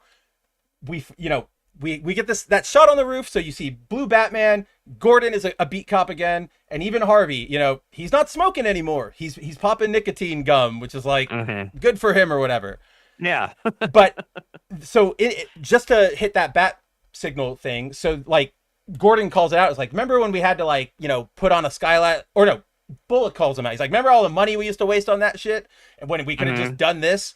And all then, the taxpayer dollars. Right. And then, but I like it because then Gordon's like, it wasn't a symbol for them. Like, that's not what the bat signal was. It was to let them, or it wasn't for him. It was for Gotham to know, like, he's here. Like, help is on the way. And I was like, I really like that. Because honestly, I also like this little method, the very, like, World War II, like, resistance, like, communication, you know what I mean? Like, put up a little thing. That means one thing or another. I think that's cool for Batman as well. So it's one of those things we were talking about where they're taking all of the history and mashing it together in a way that really, really works. But so they're talking, they're chatting about like, what is Savage about to do? They're declaring war on bats, and they go, okay, this is what we're going to break. We're going to try and do what we can do. Bullock goes, hey, Jim, now that we don't really have the rooftop and we're just kind of on like my one story, like building, how's Bats going to make like his disappear, like act like that? And Batman goes, they're going to hit that woman. And Gordon and Jim are like, what? Oh my God. They freak out. Yeah, and they look over. Because the guy, and then he's gone. The armored car is barreling down the road. And like, if they were not looking, they would have hit them. But they swerve out at the last minute. And they're like, what are you talking about? She's fine. And then they both realize like, oh, haha, like that's how he got away from us. And I was like, damn it. Like, damn it, Bruce. I love that. I love you, Bruce. But then we flip one more time over to Wayne Enterprises. Their science building is being broken into by the Riddler, as we saw on the cover. If you guys remember, in the very last run with Jiménez, there was that big flip where Eddie all of a sudden was like, well, he was on the straight and narrow, and he was just like a tech CEO. But then they kind of like undercut it really fast. I think they could have rode that out. You know what? Now that I'm thinking about it, it might have been All In. It might have been a Wally B situation where it's like, we got to wrap this up because All In's coming and we're going to switch. So he's crazy again. Okay, whatever. But here first we get a new suit, which I actually kind of like. It's just a very basic stealth suit. So no cape, no utility belt, not even like boxers or definitive like boots or anything. If anything, it gives more vibes of the Beyond suit. It really does. Right? Thank you. I've been trying to think all day, like, what is this evoking? Like, what am I landing the Beyond on? Suit. And it's the Beyond suit. Yes. It's evoking a mix of the Beyond suit and like Spidey's stealth suit, actually, because the only thing that's on him otherwise is the symbol and it glows. Yeah, you're completely Which is the right. irony. That's the comic book irony, right? Where it's like, this is a stealth suit. And then, here's my symbol. Yeah, it's neon glowing. You know who I am. But so we get, he's breaking in. Batman stops him. The entire time, Eddie is literally just communicating in riddles, and they're not even like good ones. It's really like he's forcing them for the answer. And Batman is like, what is going on with you? Eddie can't stop. We eventually hit this awful point where Eddie is just like, it kind of made me feel bad. I actually fucking hate there this near the part. End. It was like, because all of a sudden he just started like breaking. Like you're like, oh, this is like an addict's breaking moment. Because we see here he starts like crying, struggling, and he hands Batman a list, and it's got a bunch of riddles. When is an unmade omelet crunchy? When it's eggs. Where does Jean get the news? Toilet paper. And Batman goes, is this a grocery list? And Eddie's like, it took me hours to write 2 items for like a grocery list because I'm so obsessed with riddles, make it. He's like begging Batman, like, make it stop. Like, I don't want, like, it's heartbreaking. And also, like, this is the first time we've ever really dealt with like this with the Riddler. Oftentimes we really just present him as like, he's a smart guy, so he wants to play with everybody. But then in comic book fashion, you start thinking, if he's that smart, why does he keep going into this? Well, Fraction seems to be leaning into, and I'm sure there are other things at play here that we'll get into once we get back to what's her face, Zeller. Yeah. And how the issue actually kind of wraps up. But I think what Fraction might be, at least based on this interaction, like kind of hinting towards, is there might be like a extremely high level obsessive compulsive disorder, like Edward Nygma is more than just somebody who loves riddles, and so that's how he plays with people, right? Like, no, there's actually something deeper going on under the surface here. However, I think that on its own is fine, but I think what's happening is somebody's messing with him to ratchet it up to where he can no longer control it. Because I'm just going to skip over this little bit really quick. Bats puts him into his car at the end of this issue. He's taking him back to Arkham. He asks him, like, did Hugo Strange do this? Like, did he set you off? Is this all him? And Eddie's like, no. It's Arkham. Like, and okay, so he says, like, like he uses the letter K when ain't K haram. It's an anagram for Arkham. And boom. As they say, when it's, I believe the Riddler was telling you that your Dr. Zeller has been using her experimental device on the patients in Arkham. So also, really quick, underrated splash page. This ruled. I love this shot. So I almost like don't want the text bubbles, I want this on my wall as a poster, honestly. It's so good. And I don't know if you noticed in the background, but like it's Arkham Towers that they're specifically going towards. So it's like, it's just all beautiful. I really, just the flat blue of the engine like beam. It's Jorge. What are we doing here? Of course he's going to kill it. But so, okay, we'll get back to that in a second, because there's this last bit just to close out, which is the kid from the very beginning goes to like an old newsman who lives in his building. And I love it because it's that sense of community we don't really like highlight anymore. But also, and this guy is probably like your old school, like, that's what I was going to highlight, investigator, where like this is like Ben and Jonah. The ticket, this is Ben and Jonah. The hat with the tick in it. Yeah, exactly. Because like I love it because he's reading a newspaper. The kid comes after him. He's like, "Are you Mr. Dean?" And he's like, "Who's asking? Do I owe you? Like, does he owe you money?" And he was like, "No, I'm doing homework." He's like, "I don't tutor. I don't do internships." And then the kid's like, he's like not even like lowering his paper. And then the kid's like, I filmed something. It might be newsworthy. And then he goes, "All right, like, what do you got for me?" And I like it. That's the camp of the like noir detective, like you were saying, the noir newsman. I very much like that. And then just to what you were saying, Andrew, I didn't realize it in the context of what you had said, but like this ending bit is Bruce talking to Alfred and working out sort of what like the riddle is. But to what you said, I just noticed this, like it, because Alfred appears in the first issue in the Batmobile, and that's when you and I were like, it might just be a hologram, which is okay, we can understand that. But here, Bats like starts driving, and he just like appears. Like there's no like digitizing as they're driving or whatever. Like he's clearly on the road, and then Alfred just shows up and they start talking. So I think there's going to be something there. I think you're onto that. But I want to ask you, what's your read of this ending?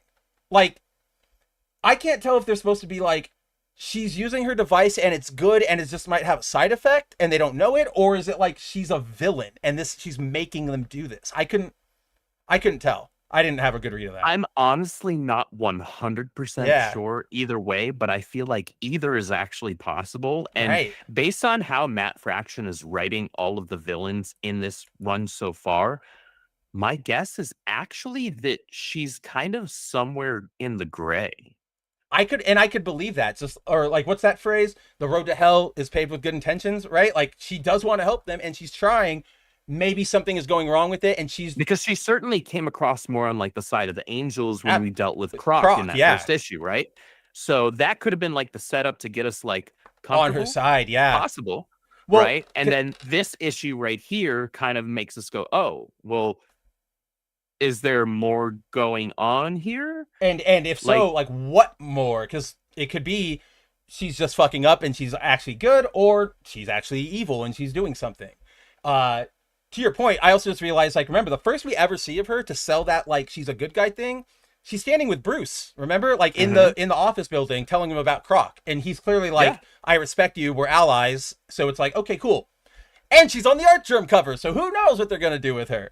But I'm genuinely curious to see where Fraction takes this. I already know that, barring like the back half of this arc being just like really bad and underwhelming, just by way of how these first 3 issues have been so far, this is a trade buy for me.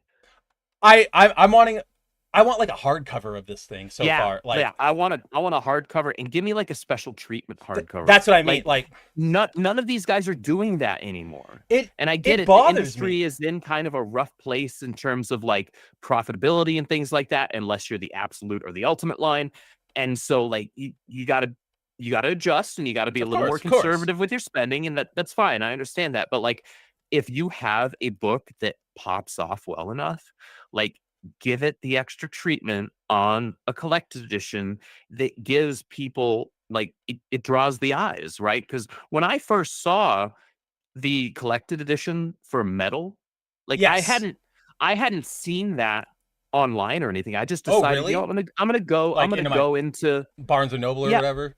No, I went into my local comic shop, and I was still living in Vancouver, and I was like, you know what, I'll pick up some trades, and you know, get caught up on some things, because it's been a few years. Of course, right? I dipped out for a little bit, and I saw the freaking Metal dust jacket hardcover edition of Dark Knight's Metal, and the side stories for it, and I was like, I'm literally. Oh yeah, all except for the Resistance, because fuck you, DC. I don't get it. It bothers me so much. But I saw those, and I was like, I'm buying all of these, like right now, right? Like, because they just look so good. You're right, and like to that point, you know, to me it feels like a two-prong attack. Let's say I had a plan to print 300 hardcovers, right, of whatever. I would think I would go maybe like 200 have this art, and then 100 have that treatment, or 150 have that treatment, because yes, you're going to want like regular fans and the more casual ones with people getting into it, they're going to buy that regular trade. People like you and me, your casual readers will absolutely just grab that regular. But then you and me, we will pay that extra $20 for, oh shit, you put a Dan Mora cover on there? Okay, cool. Like, I'm in for that. Oh, you made it foil or whatever? Like, I'll pay $20 for that. So it seems like, it should be really easy. I don't know why nobody does it anymore. It's a bummer. And to your point, I realized this the other night because I was reading it. I think the reason the Resistance, the Gotham Resistance stuff didn't get a trade or like that special treatment, it's only 4 issues. Like, it's not even full miniseries length. So I think something there made DC go, it's not cost effective or whatever. I know, I'm not saying it's right. I'm not saying it bugs the shit out of me too. But like, hold on. Like, I get you. I do hear you there. But page count wise, it's basically the same page count. Don't ask me. I don't even. I'm just saying. That's what I discovered. This is Resistance right here. This is the same level of thickness, barring the hardcover. Right, like the hardcover. Yeah. This is the same dimension. Then I thought I had something. I guess I didn't. I guess this is still just like the biggest what the fuck guy. In case you guys don't know what we're talking about, that Resistance trade is the only one in that Dark Metal line or Dark Knight's Metal line to not have a foil. I don't know if the others are embossed, but like it's the only one to not have. The others are all embossed. So it's here, I'm gonna kill our OCD once again. Let's do it twice. So here's Dark Knight's Metal. So this is the main event, right? Absolutely beautiful. This is hollow. Or this is metallic and embossed. The metal logo is embossed. So then here's the Dark Knight's Metal. Was it Dark Knight's Rising? So this is like origins, like the Forge and stuff. The Dark Knights, and then all those ones, right, which was super cool. Again, metallic foil and then embossed treatment on the the logo. Then you have Dark Days metal, right? Ah, And this yeah. That's the forge and the casting and everything. And Yep, exactly. And you got same treatment. and then Resistance. even though But here's the, Andrew, look at it. Oh my god, like it's set up for the same spot foiling it's set treatment up for the too. exact treatment Holy for the dust shit. jacket. Wow. It's literally set up for the exact same thing. But to make matters worse, they made the main event. Oh yeah, this part. Oversized. Yeah, I know this one. Yeah, that one is. Not only did they make it oversized, but then look, the resistance is also for some fucking reason like a third of an inch. Well, it's like a third of an inch shorter than them, and it's like, why? Why could you not just keep everything at the same damn height? It's like here. I will bring that back. It hurts me so badly. My OCD is screaming. Whoops. It's like what Udon did with this motherfucker. So they have the new Mega Man X Dive Complete Works. Yeah. And it's beautiful, guys. I got the pre-order one, so it's all foil and shiny. Man, that's cool. I wish I had a foil dust jacket to this one. Right? I want. They didn't give any of those special treatments, and I wanted one for that one too. And so that's Makes me sad. That's gonna I bug love me. this book. That's gonna bug me too, because this is gonna be the only super nice one. But this one is like an inch and a half shorter than the rest of them, because for some reason Udon decided with this one they were gonna keep it in the regular Japanese print size instead of blowing it up to our size paper. I'm gonna go insane. Like, I only have this one out right now, but as soon as it goes up next to the rest of them, I'm going to lose my mind. But let's see.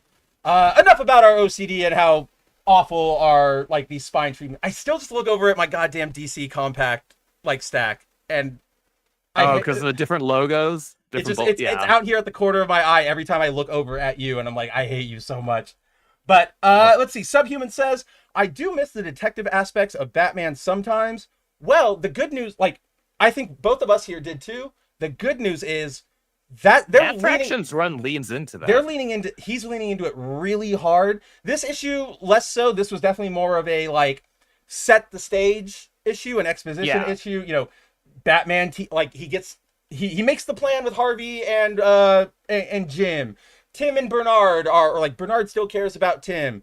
Vandal Savage is pressuring the cops or whatever. Like it's setting the scene, but like last issue, if you guys remember the Killer Croc one, right? He had all these different gadgets in like his gloves. He had a slide down visor that analyzed things, and every time those show up, they highlight it, which is awesome. They're like magnifying whatever and quick, like two little things, like a handbook to the DC universe level entry, and it's just I like that. Yeah, it I really like me those. of the old like handbook or guidebook to DC or Marvel, Right? where they break down, a hero's gadgets or their gear, whatever.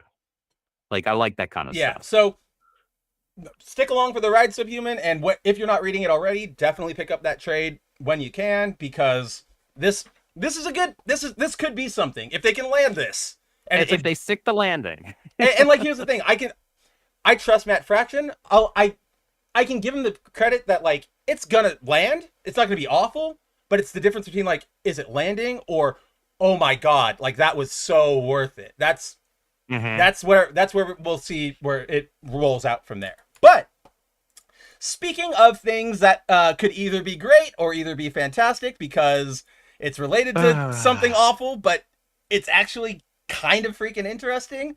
Let's finally get into probably not our book of the week. I'd probably land that on Batman, or I don't know.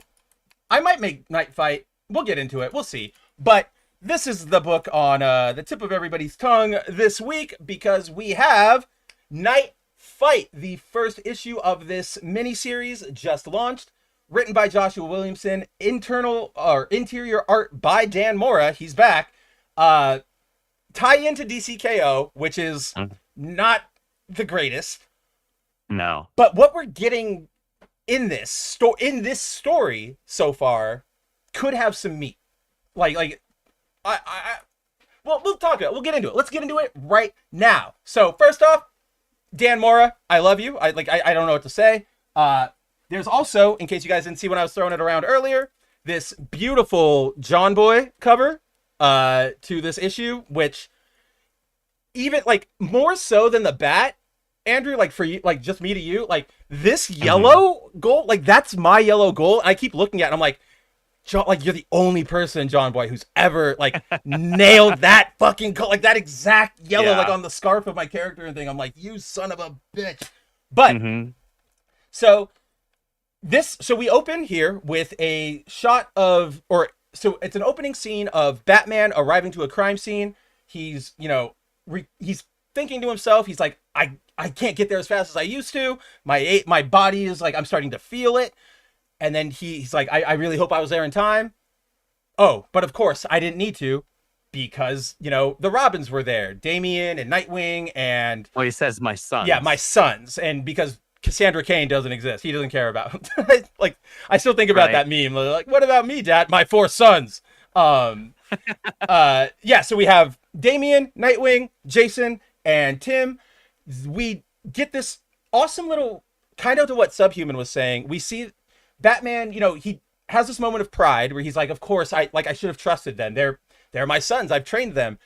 And he goes into like what each of them like kind of excels. Yeah, right? And we've done that before. Like that's a common thing we talk about pretty much at the start of every Batman run.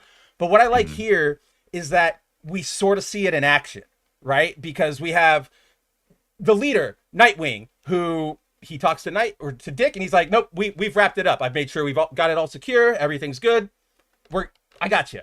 Jason, he's the one, you know, actually handling the criminal and giving him he's kind of giving him the business and like the appropriate level of like, you are a bad guy, right? Without going into brutality. Because the other, like Tim, maybe Damian would do it, but like Tim, Tim and Dick are just gonna like throw you in the back of a police car and go, I hope you can heal, which is like, we do, but you're Professor Pig. You're probably not going to heal. Yeah. You should probably like let him know. Probably actually just get tossed in the wood chip. Right, exactly. So I like him doing that because it gives that intimidation to everybody. We see Tim going straight into, you know, we need to investigate these plans. I found all this stuff down here. And Damian is like, this is weird, but I like it. I don't know where this change has developed over the years because I haven't been reading every Batman thing, but because I think the suggestion here, because this isn't an alternate, it's either like an alternate reality or an alternate future. I think oh shit. Okay, because I can't tell if this is a scene that happened and then like it's completely independent of Night or of DCKO. You know what I mean? Like this was just a thing that happened before the fight. I don't know if this is related to that. Oh, so it could be honestly either or. Yeah, that's what I mean. It could be that this is as Bruce is dormant or whatever before he is planted into this potential future that he's being shown. Or this is what was meant to be set up for that, right? Or this is something that actually happened and so before then KO. When it's not really said clearly which of those two things it is. I think I'd be more comfortable, though, with it being the former, where it's like, this is something that's being shown like as manipulating a his potential. Brain. Yeah. Right. Because if that's the case, then that gives us a target to shoot for and say that would actually be the perfect character growth for Damian. You take the one who had the most bloodlust. And that's what I was going to say. Like, that's why I liked it. Yeah. And his arc ultimately bemes he's the one that's the most compassionate and the most so what caring. Else use? And the most like what's the word for it? He's the like, one that tells the little kids. That's what I mean. Like the Captain America, the Superman of it, right? Like he's the one who reassures them and they believe him. That would be perfect growth arc for his right. So like that's what I guess you and I probably would know better if we had read everything. Like I still need to read Simone DeMeo's Batman and Robin run. Right? Like, I have no idea what was going on. I mean, I have the first 2 volumes, but I haven't read them yet. I have them around. I just haven't cracked them. And then you know what? Hold on. I need to put those on those are now on my desk. And where the hell is World's Finest? I got to put those. Yes, you do! Especially since we got a second Kara Tim or a second Kara Dick date issue. And it's fantastic. And I need you to read, like, it was already bad enough. Like, okay, guys, so I've been trying to get Andrew to read World's Finest for ages. Not that he doesn't want to. It's just that he's busy. he's got like, we have other books to read, but I'm like, it's Superman and it's Batman, it's Mark Waid, it is Dan Mora. Like, this is where Dan Mora kind of proved himself and got all this popularity, was off of this book. And it's so good. I've been like, you gotta read it, you gotta read it. They're now on my desk. Finally. And so like, I finally sent it to him. I bought it for like Christmas, or like, I think it was like last year I bought it for Christmas. But I finally sent it to him, and literally like, I was happy because like, he's just gonna start reading it. At least he's like in. But then that same week they released a new issue that was a one-off story of Dick and Supergirl on a date, and I'm like, it's like issue 45. Now I need him to read 45 issues. Like, I need him to do it. Well, here's the thing. I'm a big enough Mark Waid fan, at least in terms of his comic book writing, not him as a person online. And how you've spoken of how he handles these characters in World's Finest, that I'm sure that like, as soon as I finish these, you'll honestly, be like, probably oh shit, I gotta go. Probably before I finish volume 1, I'm gonna order volumes 2 and 4, or 3 and 4. 3 and 4 and such. Yeah, because I actually think that like, once you get it, you'll be like, fuck, like, this is really good. Okay, I'm like, in for I already this. have them wish listed on Amazon just in case. Because the thing is, I never see those trades at my LCS. I know. That's why I had to go out of my way to get one. They must just like sell out immediately. Because you went to look for it one week, I remember, and you were like, they had like volume 3 and 5. I got this one. Yeah, I got this one. I got volume 2 of my LCS, and being dumb, and because and you were like, they don't list the it. volume number on the spine anymore. You know, I was like, well, cool, they've got it, and I'll grab it. And then you were like, and I was like, wait a minute, that's the second arc. Like, and I only knew it was because I was like, I have the first one like right here, like it's ready to go. Like, well, you knew it was the second arc because of what's his face right here on the cover. Well, I only know his name, David. He has like a superhero name, but David, like Magog, actually, that's who it is. From Kingdom Come. But yeah, guys, go read World's Finest. It is absolutely fantastic, and it's Dan Mora. It's I don't know. It's one of the best. But back to Nightfall. So yeah, just to, before we go into the actual like current times, see, this is the Batman shot that I was talking about earlier. Like, it's great, but I don't know. It's like the all black after seeing the blue from Jiménez. I'm like, the blue cape adds a layer of contrast to the coloring that just like you can't deny. I'm team blue now. Like, I gotta be team blue. Not that black can't work, but it's team blue preference now. Like, that's where we are. But all that aside, Batman ends this little moment going, you know, I'm so proud of them, but it makes me wonder, like, does Gotham need me now? Do they after need this? Me? Yeah. Does Gotham? Do they? And we get boom, oh, title page, oh, we're at Knightfight, boom, yay, who cares, really? I don't know why they're doing like 2-pagers for this. It is bugging me. But we go back and we get a quick recap of DCKO for those who didn't read. All right, for those who didn't read, the entire first round of DCKO was all of the heroes. You have to make it from point A into this, like, past the finish line, and it's the first 50 advance, everybody else turns to stone, and you're dead. The heroes, they're like, okay, this is way too important to leave to chance, so they try to, like, stack the odds in their favor. And one of those things is taking all of the villains and sort of, like, shifting them into the Phantom Zone for, like, a weekend or whatever. So as the event kicks off, they're running through the gauntlet. Out of nowhere, the villains found a way to reverse engineer the tech. They appear on the battlefield, and Joker skewers Batman through the heart with, I thought it was a pistol gun, like his classic, like, haha, like, pop gun. Yeah, that's what I thought at first as well. Yeah, but apparently it's a bazooka. I don't know. Maybe that's Dan and whoever's drawing the other DCKO. It happens. It's an art mistake. Doesn't really matter. But yeah, we get. So Bruce loses, he gets turned to stone. All of a sudden, his statue starts pinging, and, you know, mother box going off, ping, ping, ping, ping, ping, and he cracks out of it. And we are thrown, other one. We're thrown into a future Gotham. So what we learn is that Batman, and I kind of like this. This is the appropriate amount of Bat God for me. Hold on, I got to interject, and this has absolutely nothing to do with this book. Hit me. But I was just like, double checking because I had added volume 3 to my Amazon wish list, There are 7 volumes already available. I know. It looks like what they're doing is they're collecting them in like 4-issue collections. They're keeping it really tight for some reason, and I'm not against it. But then like volume 8 isn't shipping until March. So I've got time to get caught up on volumes 1 through 7, but okay, that gives me a little bit of a sense of urgency. A little bit of time, but you don't want that to become like, oh, there's like, what is it? Invincible has like 16 volumes. Like, you don't want to get to that point. I'm not happening there. I also have zero interest in the Invincible universe. that was just a number. But reference.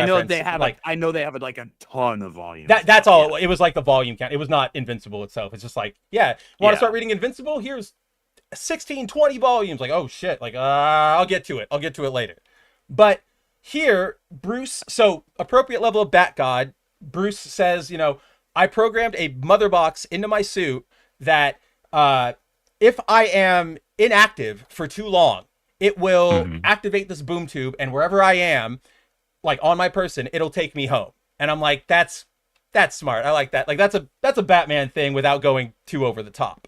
But as we discover, Bruce ports back into what he thinks is Gotham, tries to, contact everybody, isn't getting any, responses until he gets attacked by a fleet of Robins, or at least 4 Robins. None of whom we recognize, though we can pick out the aesthetic influence on each of them. Right here, you're seeing 4 different Robins. Like Andrew said, they don't identify them. They don't say this is exactly who they are. But given that we're getting into like an alternate universe sort of thing, we can kind of surmise that we've got Duke up here in the front. We've got Terry, actually, McGinnis, right there in the back. We've got Azrael with a freaking sword down there, which that actually makes sense. And then surprisingly, okay, so initially we thought this was Carrie Kelly, right? The Dark Knight's Return, but this is a boy. So I'm wondering, is this somehow related to fucking Grifter? Like the Wildcats character? No, I know who you're talking about. I just wasn't expecting that name to be pulled out of your asshole. It's literally I only pull it out because of they mention him in New History, like in that last issue. Yeah. And so he's on my mind for some reason. But double guns, that like red hair, I'm like, oh, maybe there's something there. I have no idea if that's actually who it's supposed to be, but because like who else has been a redheaded, like a male redhead bat ally? I can't think of anybody. Nobody that I can think of. It would have been Jason is who I would have voted, because remember, right during Batman and Robin with Damian and like Grant Morrison, he had that really dumb like Red Hood kind of outfit, like with the same pill helmet. He had his hair dyed like really super red then, but it was like Harley Quinn red. You know what I mean? Like color red. So either way, we these Robins start attacking, and they're yelling, it's the Bat who fell, get him. They're shooting like Robin batarangs. The fuck? He's like, oh, what's happening here? The Bat who what now? Yeah, and so I like this though too, because they're like, I'm calling it in. We have a Batman, take him down. Clearly calling in like backup and stuff. Bruce is like, I recognize all of their patterns. I don't know what's going on. They're leading me somewhere, so let them lead me somewhere. I was like, oh, like damn, Bruce, like that's pretty cool, because he knows that's the only way you're gonna get answers. Because as they push him away, we get the answer that they are leading him towards the current Batman, who none other than Dick Grayson, of course, because you can tell by the blue bat, the blue coloring to his symbol and the skies of everything. But Dick starts attacking Bruce. Bruce is like, what's happening? I was fighting a tournament. Dick goes, I have no idea what you're talking about. You are like we don't want anything to do with you, because you had like a midlife crisis, dunked yourself into a Lazarus pit, and you went insane. And we tried to help you, and you didn't want us, and you became a danger. And so they're fighting about this, and Bats the entire time is like, I don't know this. Like what are you talking about? We get to a point where I have no memory of this place. Yeah, he's like, I don't know.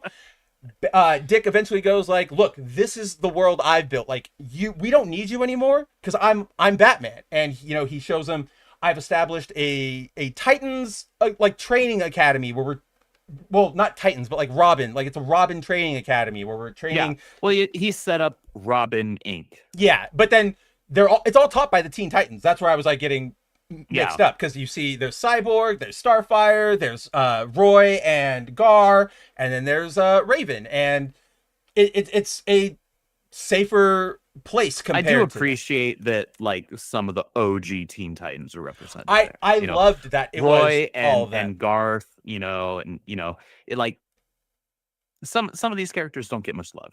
They really don't, and especially like Roy. Roy always gets like jerked around, so I kind of like seeing Roy as just Roy Green and, Arrow. I think Roy and Garth. Yeah, Tempest. Yeah. Though, am I crazy, or did they give him another name change in the last Aquaman issue?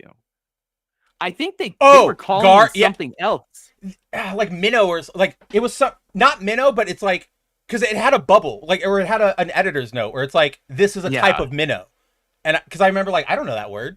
And it's weird. I know what you're talking about. I don't know what you want. I was like, wait, no, that's Tempest. That's Tempest. Just keep it as Tempest. That's fine. Tempest is a badass name. It really is. And you have nobody else who's going to fit into that right now. Like, just give it to him.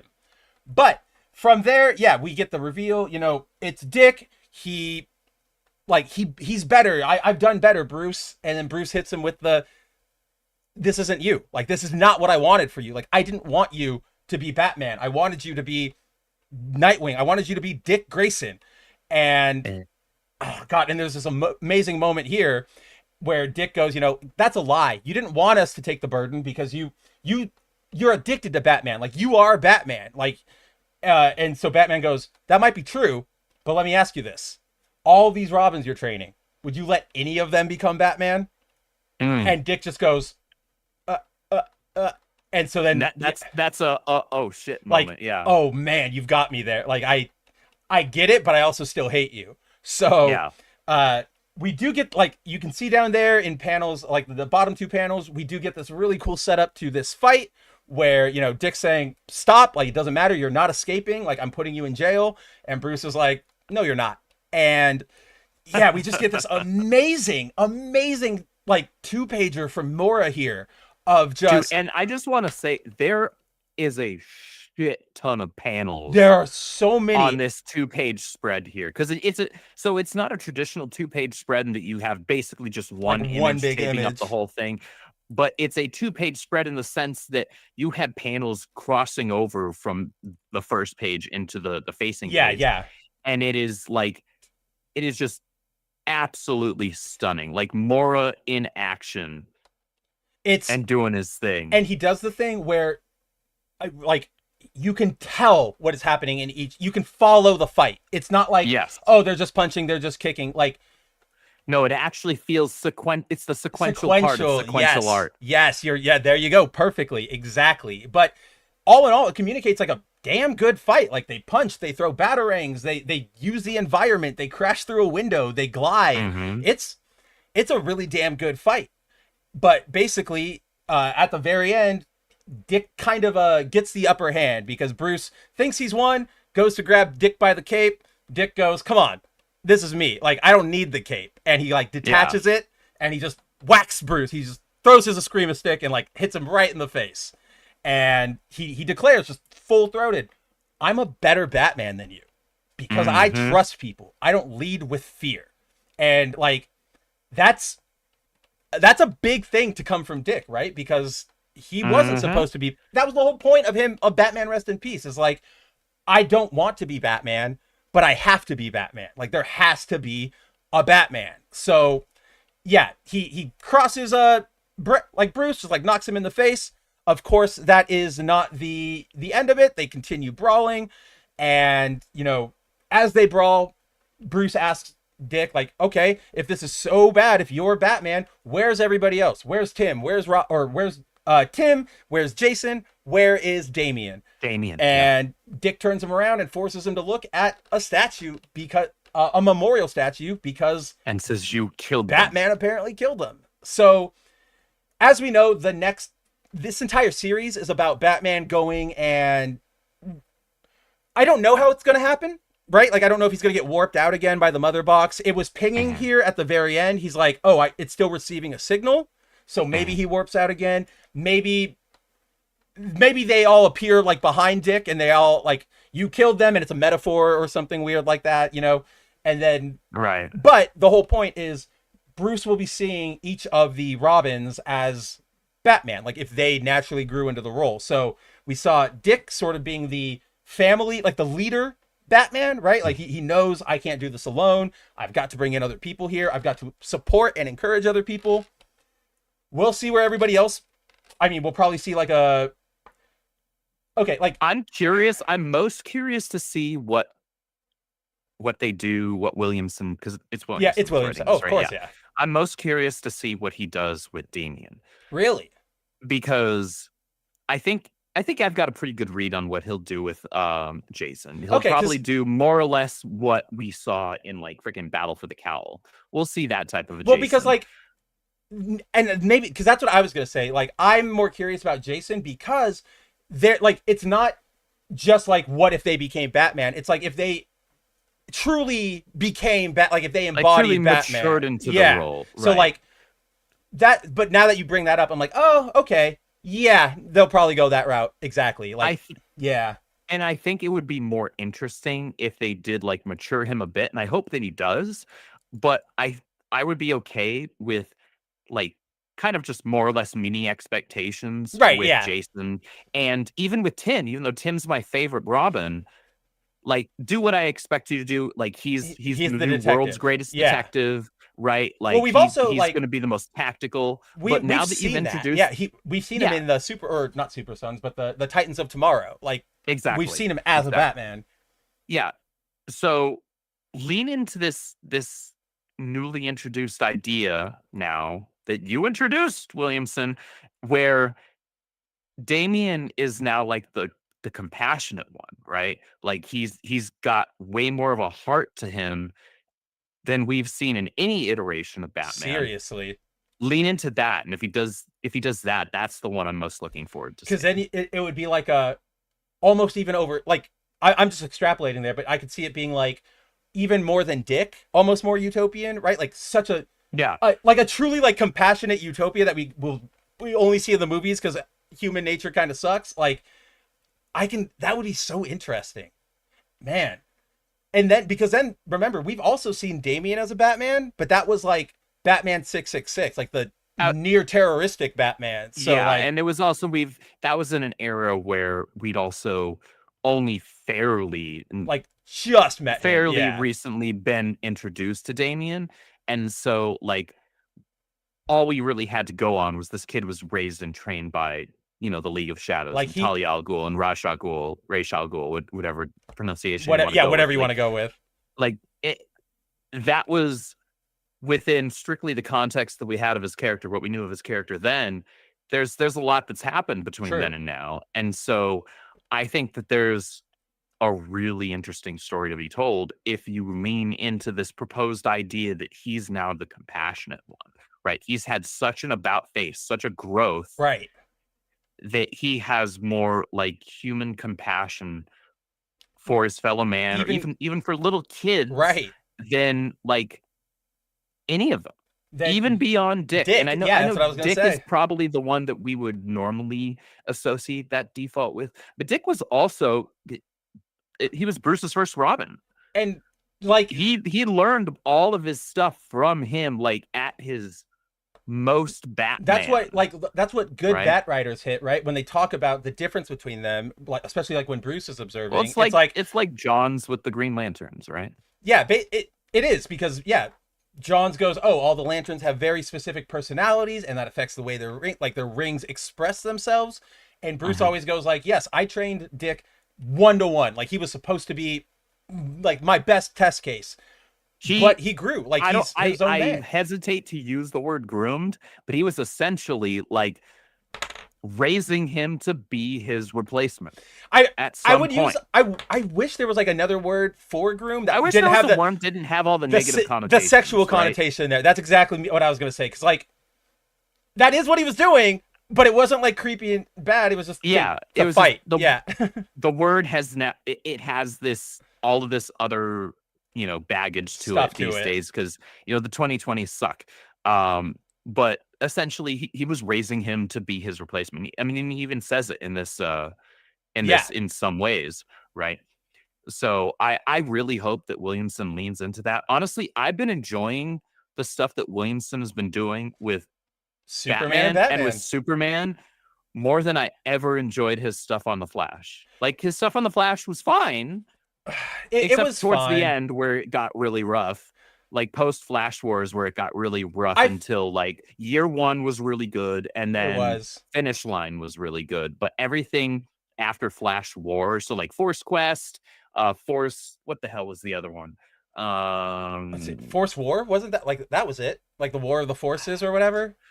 Force Quest, Reckoning of the Forces. There we go. Yeah, whatever. Like and like Rogue's Reign was kind of lame. The one that had the potential to be super interesting was the only one that I still don't have because a used trade is $130 for like no reason. I don't know. I genuinely couldn't tell you. It must have gotten short printed. It must have only had like 10 copies printed. Like there's no. It's insane. The Flash Age. That's what it was. Yeah, like where it introduces what was his name, Paradox. And the story itself was just bleh. That's what I was gonna say. Like I remember that, but I was so like bored. Like it didn't have anything for me. I was just like, yeah, okay. But for whatever reason, that book is insanely expensive. I don't know why. I just omnibus it already. I guess like then that'll be cheaper. It wasn't nearly as good as it's not Flash that Year great. 1. Because Flash Year 1 was actually like, wow, I wasn't expecting that to be as good as it was. Because especially with like the Year 1 moniker, that just turns me off automatically nowadays. Because that has a lot of you want to be Batman. I know. Shut up. Like, wow. But right, it's like if you add returns onto the end. Yeah, of something, like it's guys, okay, stop I get it. God, yeah, right. Stop. Right. Or when you do like the death of something, and it's like, oh gosh, Superman. Death you want in to the be family. Yeah, Death in the family. It's like, can we stop all of this now? The death in the family of the family. I forgot about that. Like that was annoying. And they've done like, well, yeah, because that was a whole thing that crossed like. But then they've done like Bat family line in New 52. In like various like Nightwing, Red Hood and the Outlaws, and then like Robin stories. They've used that same name again for like an issue or like an arc, but not the same. But like they switch it up again. So there's like 500 other variants out there. Where I'm like, or they tweak it just a little bit. It's like, I see what you're doing. Like I've been reading Death comic books for a family, long time, right? Like, and it's just like, oh, I get it, you assholes. You're trying to evoke an emotion from a historic storyline. I get it, but this storyline doesn't deserve that. Right? Like you need to like you're getting stay in your lane. Like no. Yeah, don't get too big for your britches. It's like adding Crisis onto something that has no business having the Crisis Dark Crisis title. Like Dark Crisis or Heroes in Crisis. Dude, I realized the other day, so in Dark Knight's Metal, obviously they don't call it a crisis, and they never went in approaching it as a crisis. But no, they didn't. But there is a specific moment where I think it's Dream, like the Sandman character, or it's I think it might be like in the casting, like when Batman is talking about everything, but they specifically say like one of the darkest crises is on your horizon. And I'm like, I wish you would have just used that name then, right? Like just fucking take it out of the way. That's at least a good event. Even if we would have debated like, was this Crisis worthy? I'm not sure, but it was still good compared to Dark Crisis. So road's not taken, I guess. I guess, yeah. But yeah, guys, that's Knightfight. Again, Williamson's killing it with this stuff. Kind of surprisingly good. And that's what I was going to say is like... And both of it was funny because you were saying, damn you. Yeah. Because, like, long story short, guys, like, after last week's show, we spent a little bit off air, like, just kind of going through this week's solicits. And, like, we were also going through like some John Boy Myers like variants and stuff like that. That's a beautiful cover. Good. I love that. And like that wound up getting us both like going, all right, I guess I'm gonna Like, pick up this damn book. it, like, And then like I reminded you like yesterday when I sent a screenshot of what my polls were gonna be for this week, and I had Knightfight on. You're like, shit, I'm like, Knightfight. God, all we have to right. get a DCKO And you were like, tie-in. damn you. And then we both wound up enjoying it. And you know what? Ironically enough. I think we should start having, I guess this means we got to start having faith in Williamson, because this is the second, like, it's like with Superman. It's related to DCKO, but it's good because it's not dealing with it directly, if you will, right? Like, we're not seeing the tournament. We're not hearing the Omega Heart. We're just, wherever Batman is right now, Batman's doing his own thing. And we're just telling a Batman story, or a story with Batman.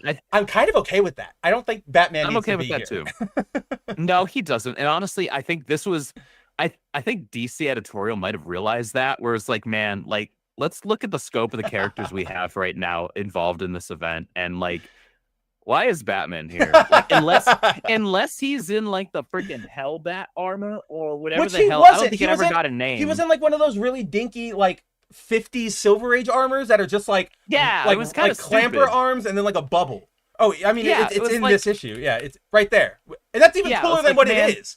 I think Laura gave it spikes there. It doesn't have those spikes in the regular issue. Yeah, no, like if he was in the Hellbat armor, or I don't think it ever got a name, but the armor that he wore, like that one that I really liked, that's like the white and gold from the Sixth Dimension story arc with like the Forger and all that. Yeah.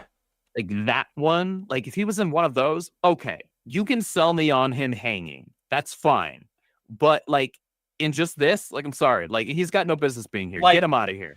Get him out. This is Batman. You're telling, like, he turned the Hall of Justice into like a mecha platform, right? Like a mobile weapons platform. This is the best he's gonna pull out for this tournament. Like, I wouldn't even let him in.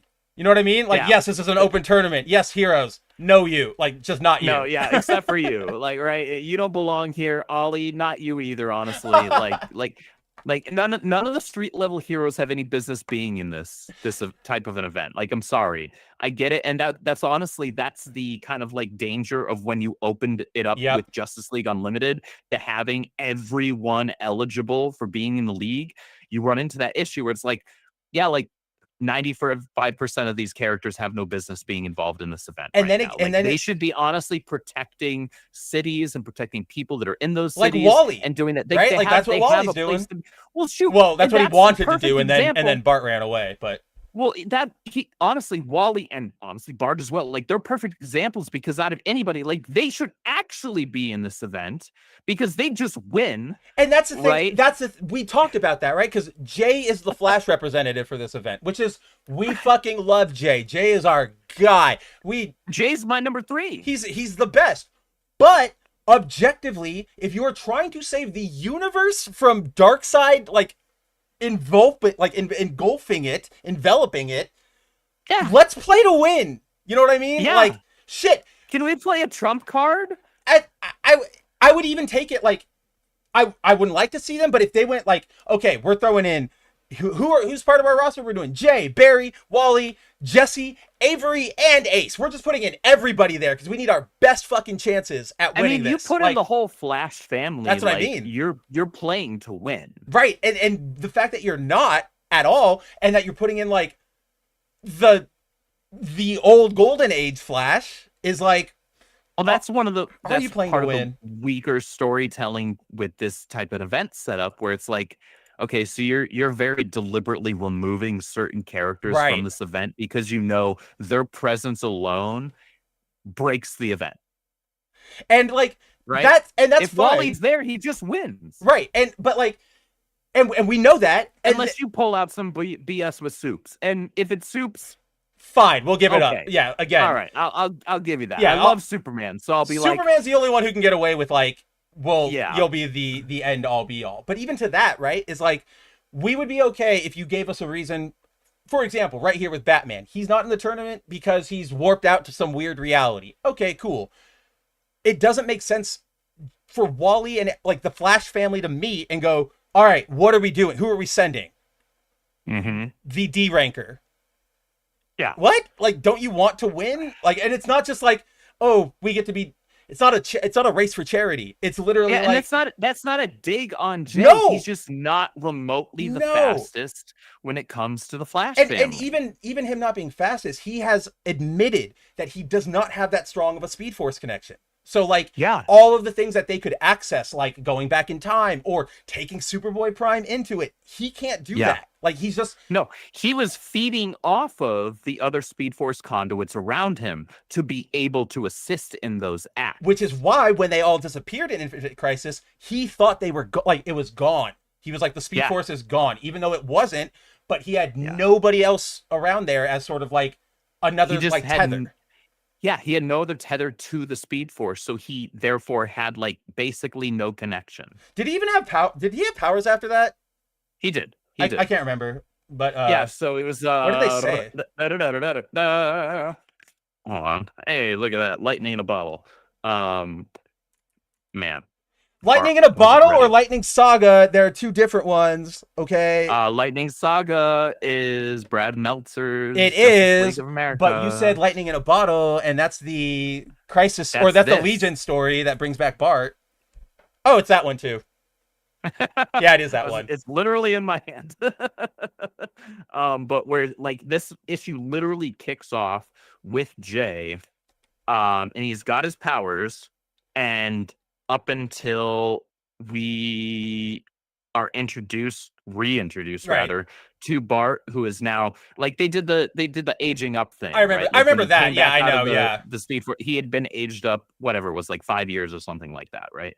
Yeah, something like that. Yeah. Where now he was like college age instead of a young teen. I still really liked that. I'm so mad that they cut it short. I was like, this has so much potential, especially because it was like Bart is college age now, and he barely had a handle on being a teenager, but now he's got to be an adult and the Flash. I was like, there's something here, and then they went. There was something there, but I think it was still premature because like he had just started to get a little like permanent. But yeah, like he had just gotten some like really decent character growth in John's Teen Titans run, right? And where he decided to like that was what I really loved what Johns did was he wrote Bart as like starting to accept some responsibility, and he therefore chose to step into the mantle of Kid Flash. And that did two things. That said that he was taking his like, role seriously, as being part of the Flash family and way the more Titans seriously. And but it also made commentary on legacy in that like he got a lot of his training from Wally. Right. Wally was Kid Flash. Like until he obviously he went through the whole training. He didn't just start as a Flash. Like he had the whole roll through it.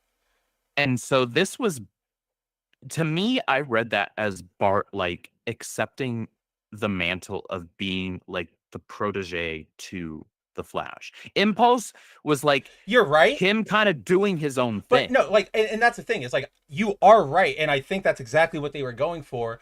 But cards where they were dealt, because Wally dies there, what can we do with it from there, right? So or it's rather like, he gets cast into the future. Yeah, whatever happens to him. So like if you want to play with Bart, then you have to address that, and it's that's what I mean. Like I wouldn't want it to have been permanent, but the idea of I have been, my entire life I have been this weird like slacker kid, not taking things seriously. In the last, let's say 8 months, I became Kid Flash. I got my knee blown out, and I just fucking fought Superboy Prime. Like things are getting real. Oh, now I wasn't like, I knew I wasn't ready to be the Flash. I was trying to learn. Like I was only Kid Flash level, but now I have to be him because they're gone, right? Sort of like a Dick Bruce situation. So then you see him juggling that. Ultimately, you undo it eventually. I don't know if you de-age him or whatever, but not the way we ended it in that Fastest Man Alive. Yeah, not like that. But yeah, Full Throttle, the way it ended. But no, like I don't think that should have been him Flash permanently. I don't think he's even ready for that now or at any point. No, he isn't. Though I would say he would be the one I would be most interested in them actually growing to get to that point at some point down the line. I know. Because I think he's the one who deserves it the most. However, I will say in Full Throttle, so once like after the rogues kill Bart. Yeah. And then like Wally comes back, and Iris tells him they killed Bart. And you get that moment. Like, this is actually one of my favorite Flash panels in comics. Which issue is this in again? Just so I can pull up this the right is one. in. Because I'm pretty sure I know. So it's what issue number specifically is it? I think it's in issue 12.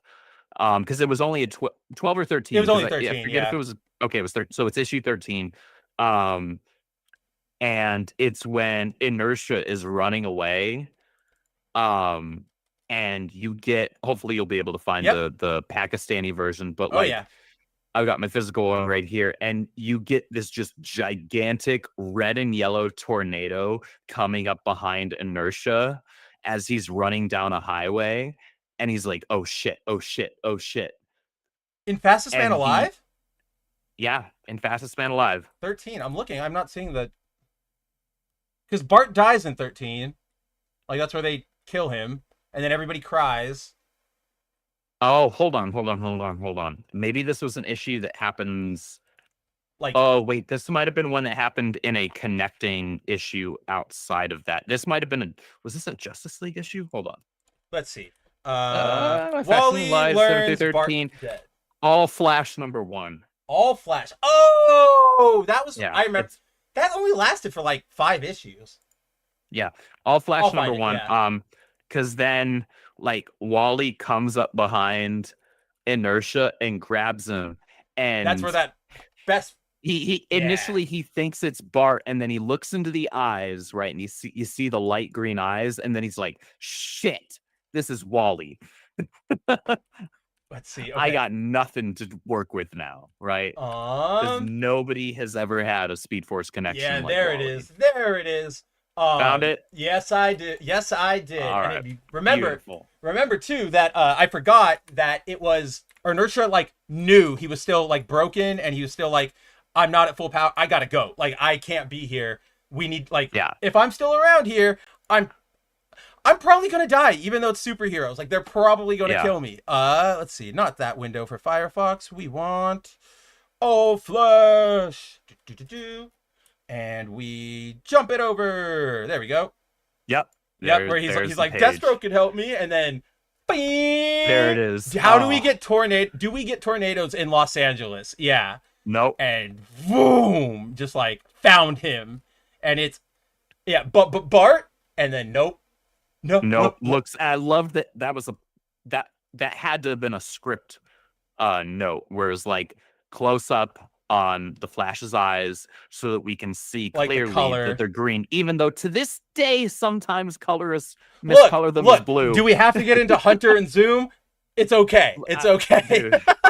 I actually lose my shit every single time a colorist colors Wally's eyes blue outside of the 80s. Dude, it's bad. Because in the 80s, his eyes were strictly colored blue. Which was, sure, okay, but then they changed it, and it's, it bugs me. It bugs the hell out of me when they do that. But yeah, you see that, and then it's like that moment of realization of, oh, wait, this is somebody that they know way more what they're doing than I can handle. Oh, yeah. I forgot that. That's right. He's feeling like Wally sap his powers, and he's like, is this how it happened? Like, is this how it happened? And he's like, blames Wally. He's like, you took them. Mm-hmm. And Wally goes, I have, nope. Oh, that's right. That's where that face came from. Yep. That's right. I like this artist a lot. I forget who it is. Oh, he did a really good job. Yeah, he was around for a while, and he doesn't do much anymore. It was, let's see. I love the way that, Carl Kerschel. Yeah, he doesn't do much anymore, and I love it. I love the way that Wally ends him, because he says, it's my favorite. Because he's thinking, he even says, right, where he's like, I could think of 1,000,001 ways to kill him, but I can't do that, strictly because he shares Bart's face. And so instead what he does is he saps, because you guys got to remember Wally's connection with the Speed Force. They've conveniently ignored this in the modern day. I know. But like, he can give or take speed or inertia from other objects or beings. And what he does is he removes every last bit of movement and inertia from inertia, ironically enough. Right. So that he's effectively a living statue, and he sets him up in the Flash Museum, permanently having to stare at Bart. Each blink savage. Takes 100 years. And that he is conscious savage. And he is alive the whole time. And if we are playing by cards or dealt with everything as canon, he's still there. Like, this is they've never, remember, we got into it. That's right, because the second, what was it? That second inertia was just a kid. Remember? Where it was like, oh, this is cool. So, like with Deathstroke or whatever. Well, no, it wasn't Deathstroke. It was when we were talking about Finish Line. Oh God, why was Scott Collins on this book? Because he can get it done.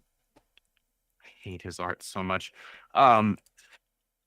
So inertia during Finish Line, Eobard Thawne drags several Flash villains. Yeah, but then he like warps back into time, right? Like, yeah. So he was taking him out of a specific pocket in time, and so to me, I look at that the way that they did this freaking like the Justice League Unlimited We Are guys. Tomorrow. Yeah, exactly. It's like or We Are Yesterday. Whatever it is. You will snap back right into there. Like, there's no changing this or whatever. Yeah. Like, so if everything is canon, his ass is still sitting there in the Flash Museum. I wonder if anybody even remembers. Like, dude, nobody remembers it. I'll tell you why nobody remembers it. Because people conveniently forget that so many speedsters have extremely similar designs, and inertia looks almost identical to Speed and Marvel. You're right. Inertia is blonde, and Speed has white hair like Pietro. Damn, right? That's right. You always bring that up. That's right. They have the same color scheme for their suit. They have the goggles. The only real difference being the hair color and the fact that Speed doesn't have the antenna. Dude, now that you bring that up and I'm thinking about it, like, I had this idea a long time ago. People don't read comic books like that. No, of course not. And especially not Flash comic books like that. You know how I know? Because Flash comic books haven't sold like that in a very long time. To the point where you and I couldn't even find them at, like, multiple stores. That's how low they've been ordering them, because nobody was buying them. Like, but this whole, that whole inertia Speed bit, that reminds me, like, when I was a high schooler, like, this, because this came out in 2007. I remember thinking, that was the year I graduated. Yeah, that was right before me. Like, I was 2008, but I was like, okay, nobody ever stays gone. Inertia will come back, and then as like the years went on, I was like, why don't they just make him like Kid Zoom, or Kid like Reverse Flash, and not even Thawne doing it, but I can see Inertia trying to do it, right? Like, haha, fuck you, I'm Reverse Flash now. And then maybe even Thawne would like slap him around, right? Like, he comes back from, is he still dead from Manhattan? Thawne? So where is he right now? Thawne was killed. No, so a variant of Thawne was killed by Manhattan. That's right. They made it that's fuck. Oh yeah. That's right. It was what it was in Finish Line. So the final arc of Barry being the Flash, Barry, like, the explanation is kind of horseshit, but he effectively fixes Thawne's connection with the time stream. I remember that. Yeah. Because comics. And he like resets him so he no longer exists in every moment ever, past, present, and future. He like locked him to like that point in time when he like goes back for the first time. It was something weird like that. Yeah. Yeah. So there's effectively just the one version of him now, and I don't think we've seen him since. Like, Barry forgave him there, which, like, hey, I'm all for a nice redemption and like forgiveness story, but like that one didn't particularly feel earned. At least not on Reverse Flash. That's what I mean. Like, on Barry, I think it was more meant to be like a Barry trying to move Barry, on. Barry, the vengeance and the hatred and the bitterness of like, you killed my mother, which is like, right, and caused me all these problems. We should do that as healthy people. We should learn to accept and not move on per se, but like move forward. But this is Thawne, right? Like this is the guy who literally goes back in time. Thawne is the ultimate He made you have a mace, or no, that was Hunter. Like, he killed you. Yeah, he no, killed it was you. Hunter made Linda have the miscarriage. Linda have with a the snap. miscarriage, yeah. And then it was Thawne just kills Iris, and like you can let go of that anger, but you don't have to forgive them. You know what I mean? You can be like, I choose not to give that all of my time and energy anymore, but you better not come around here, or we will throw your ass into like the still force or whatever the hell was going on. Yeah. But that was the last time that I think we've seen a Reverse Flash, and that's fine. That's fine. That is fine. I don't like when comic books overuse the arch nemesis. Me too. Of a character. It should be like, very limited. Yeah, you don't even need to have a run where you have an arch nemesis. Like, focus on all the other characters. Or like for example, you can have an arch nemesis appear a lot if there's someone like Norman Osborn or Lex, because then they're like a behind the scenes, and not even necessarily like they're like an ever present force. Well, that's kind of what I was getting at. It's like they're not specifically orchestrating whatever that event or battle or whatever just happened. They're just still always around, and they're like you can see them just being like, that guy came to me for $50,000 to kill Superman. Okay, I gave it to him. Oh, it didn't work out. Well, next, like, on to the next one, right? Like, yeah, I can see that, but I'm with you when they start, because that's when he got the stupid like diamond design. They were like, oh yeah, let's use reverse flat, or yeah, zoom, reverse flat, whatever they wanted to do at that time. They like fucked it up, but they were like, put him in everything. He's everywhere. Oh, we're gonna do it all the time. Yeah. I hate that suit. I know it's Booth, I know it's Brett, but I hate that suit so damn much.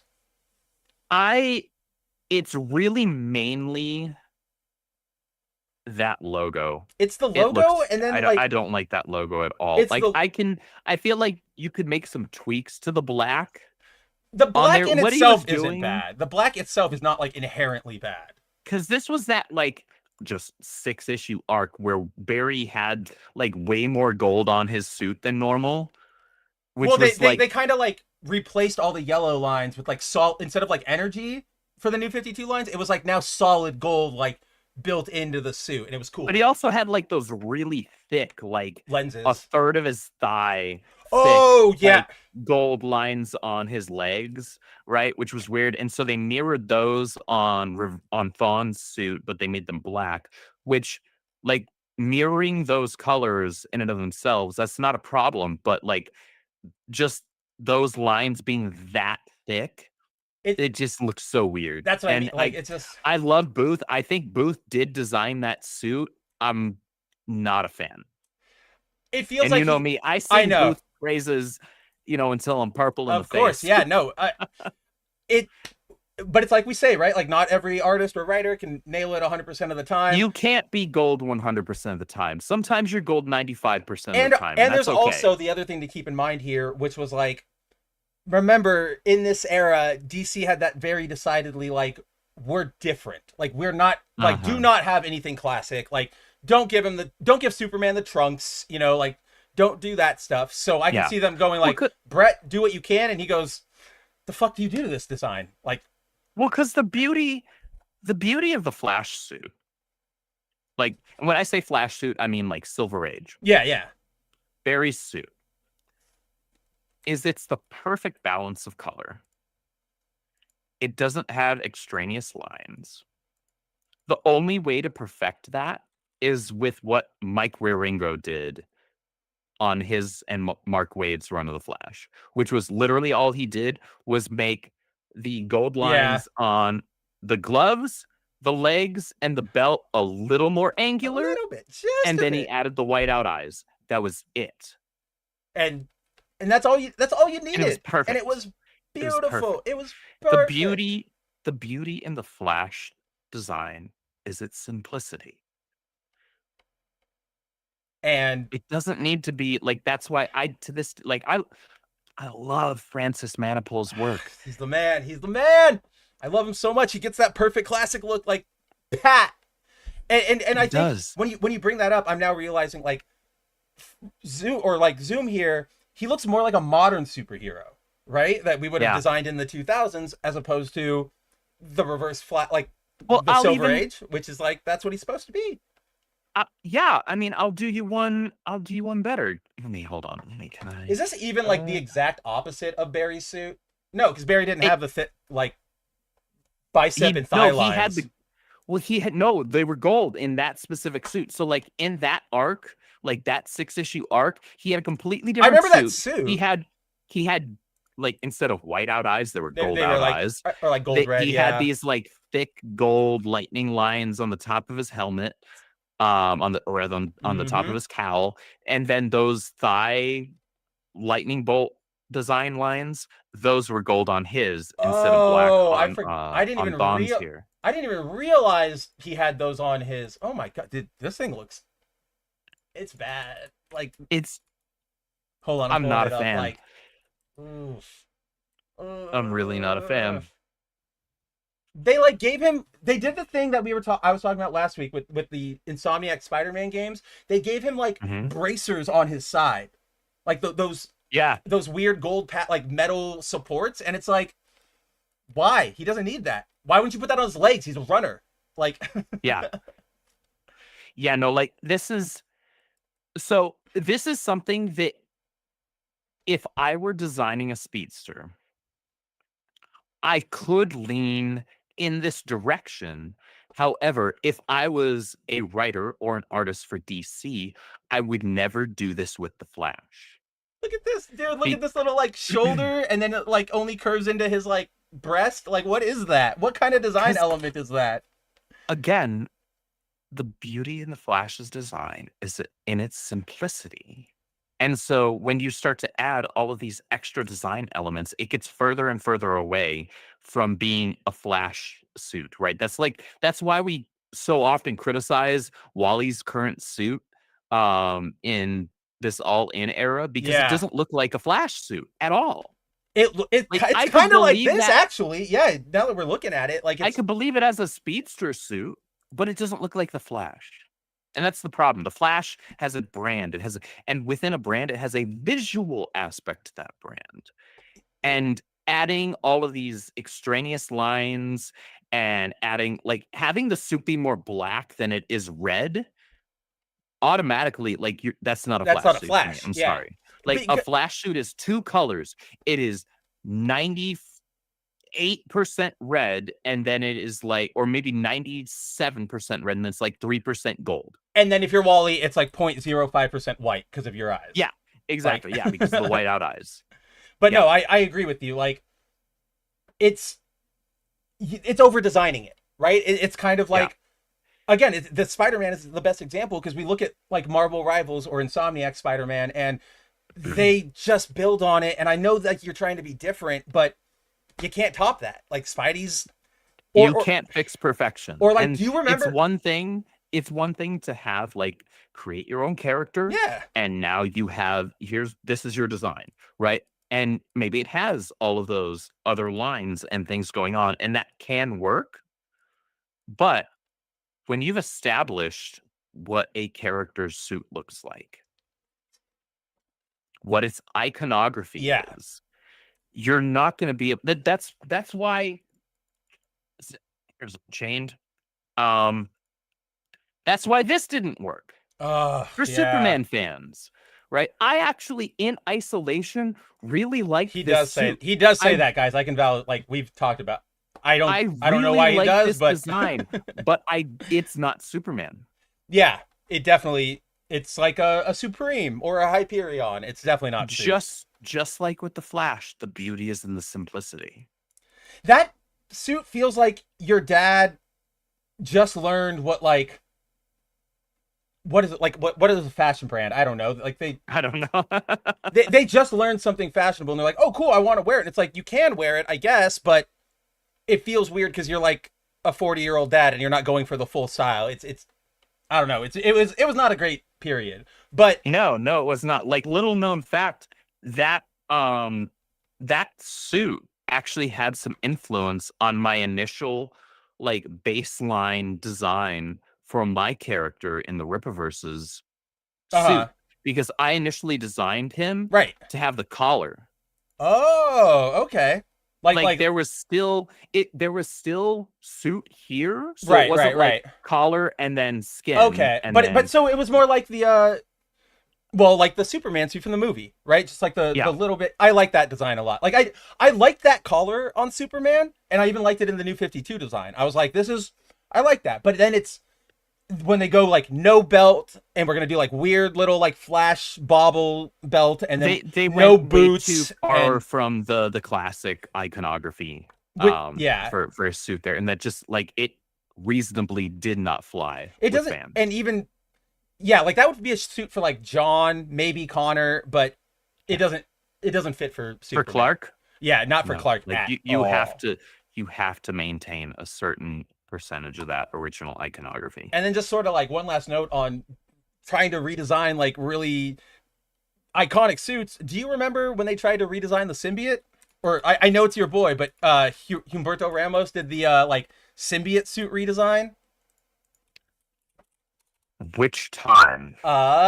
This would have been like the Goblin War, Dan Slott era. Goblin War. So that was oh shoot, that was after. Hold on, I have all of that literally on my bottom. You should. I'm just bringing it up. Yeah. It's right here. Nope, that's alternate. Shit. It's hard for me to read in this lighting. I know, right? Yeah, so you just can't. Like, the original was too good. You hit it the first time. In isolation, if this was the first time we'd seen it, I'd be like, yeah, cool. Yeah. But the original design was just too perfect. You can't improve upon it. At least, okay, so I hesitate to say can't, because it is entirely possible that there's somebody out there that can find that whatever 5% of something that can be improved upon, and then you're like, okay, so now it's even better than the perfection that we thought we had.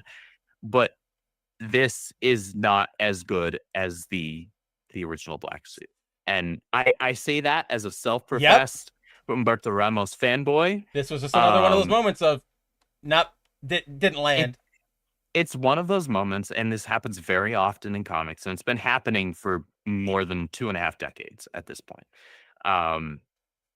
where an artist or a writer who is speaking with an artist wants to do a redesign or a refresh on something to kind of like make it their own. Like, oh, this is this suit for the modern era. Yep. And I don't mean that in the stupid like modern era sense. I just mean like they're trying visually they update are it. Genuinely trying to visually update something to say, okay, like it looked like this during this era. We still love that and we can respect that, but we're like trying to have it have its own visual for our era. Right. Like we still need to make it make sense to readers now, because readers in the 30s, you could have gotten away with the what is it, like the super body or like the strongman bodybuilder sling, right? Like, okay, but that's not going to fly with a kid in the 60s. They're going to go, that's gay. What are you talking about? So you got to turn it into a super suit.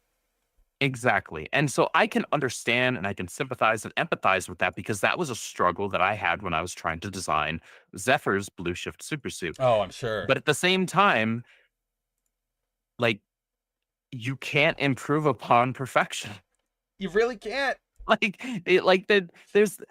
That's why I didn't try doing the Flash with Zephyr. Better, because perfect Flash. I'll show you perfect Flash right now. There will never be a better Flash design, at least for me, than this. Scoot it over more. There you go. Yep, of course. The Ringo. The Waringo, this is what we got in the Justice League Unlimited animated series. This is Flash. This is perfect Flash costume for me. There will never be a better Flash costume than this for me. And I could never even attempt, and I would never try. How could you? To come up with a better costume than that. Well, if for whatever reason I was able to write a Flash comic for DC, and I was working with an artist and like, hey, so do we want to come up with our own design? I'd be like, no, man, let's just go with Waringo. Like that's lock it on, lock it on that if you have. It's literally perfect. I cannot top that. If you I would end up either over designing it or something. If you have to, my only ad, I would be like, if you have to we have to do something. Let's let's make the gold like really glow when he's running, but not like extra lines, but just like you know, his logo lights up and his arms do too. But no, I don't want it to be like the 52 suit where it's like I start running and then it like and all of a sudden forms Speed Force in. energy Not like that. Yeah, but no, you can't fix things like that, and that's okay. Like Andrew said, you can try, but also I think like Ramos, you're better off Booth, creating a new character and saying, hey, I want to create my own type of this archetype. I want to create their own super suit. Right. I'm going to do that over here and just let the classics, let perfection be perfection, man. That's, I mean, I couldn't put it any better myself, and I think that's all I've got for tonight. Oh, before we sign off and everything, I did want to laugh at this with you. Oh, wrong one. Did you remember? I forgot this until I pulled this up. Did you remember that Ramos gave this thing the pit webs?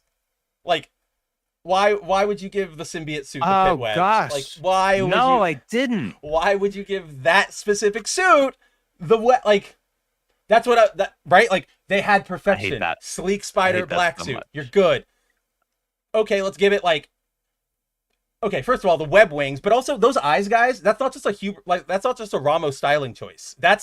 They actually Those are like came off. Out. Yeah, like that pot honestly is probably the most egregious part of that design. It was so weird. Like I can live with the slightly over-designed like spider. I can like, deal with that. Yeah, that's a stylistic choice, and it does fit within Ramos's styling. I'm okay with that. No, absolutely.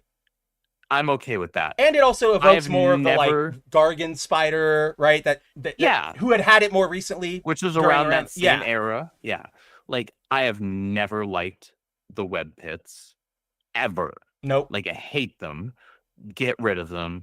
And then having the eyes popping out like that, I don't even know where to begin. What are you trying to do here? Are we trying to have like manga eyes? Are we trying to be like Boomerang? Like, it was. I don't know. I genuinely don't know. And it bums me out because this was that moment when like this was the first time Pete, since getting rid of it, was like, we need to team up again.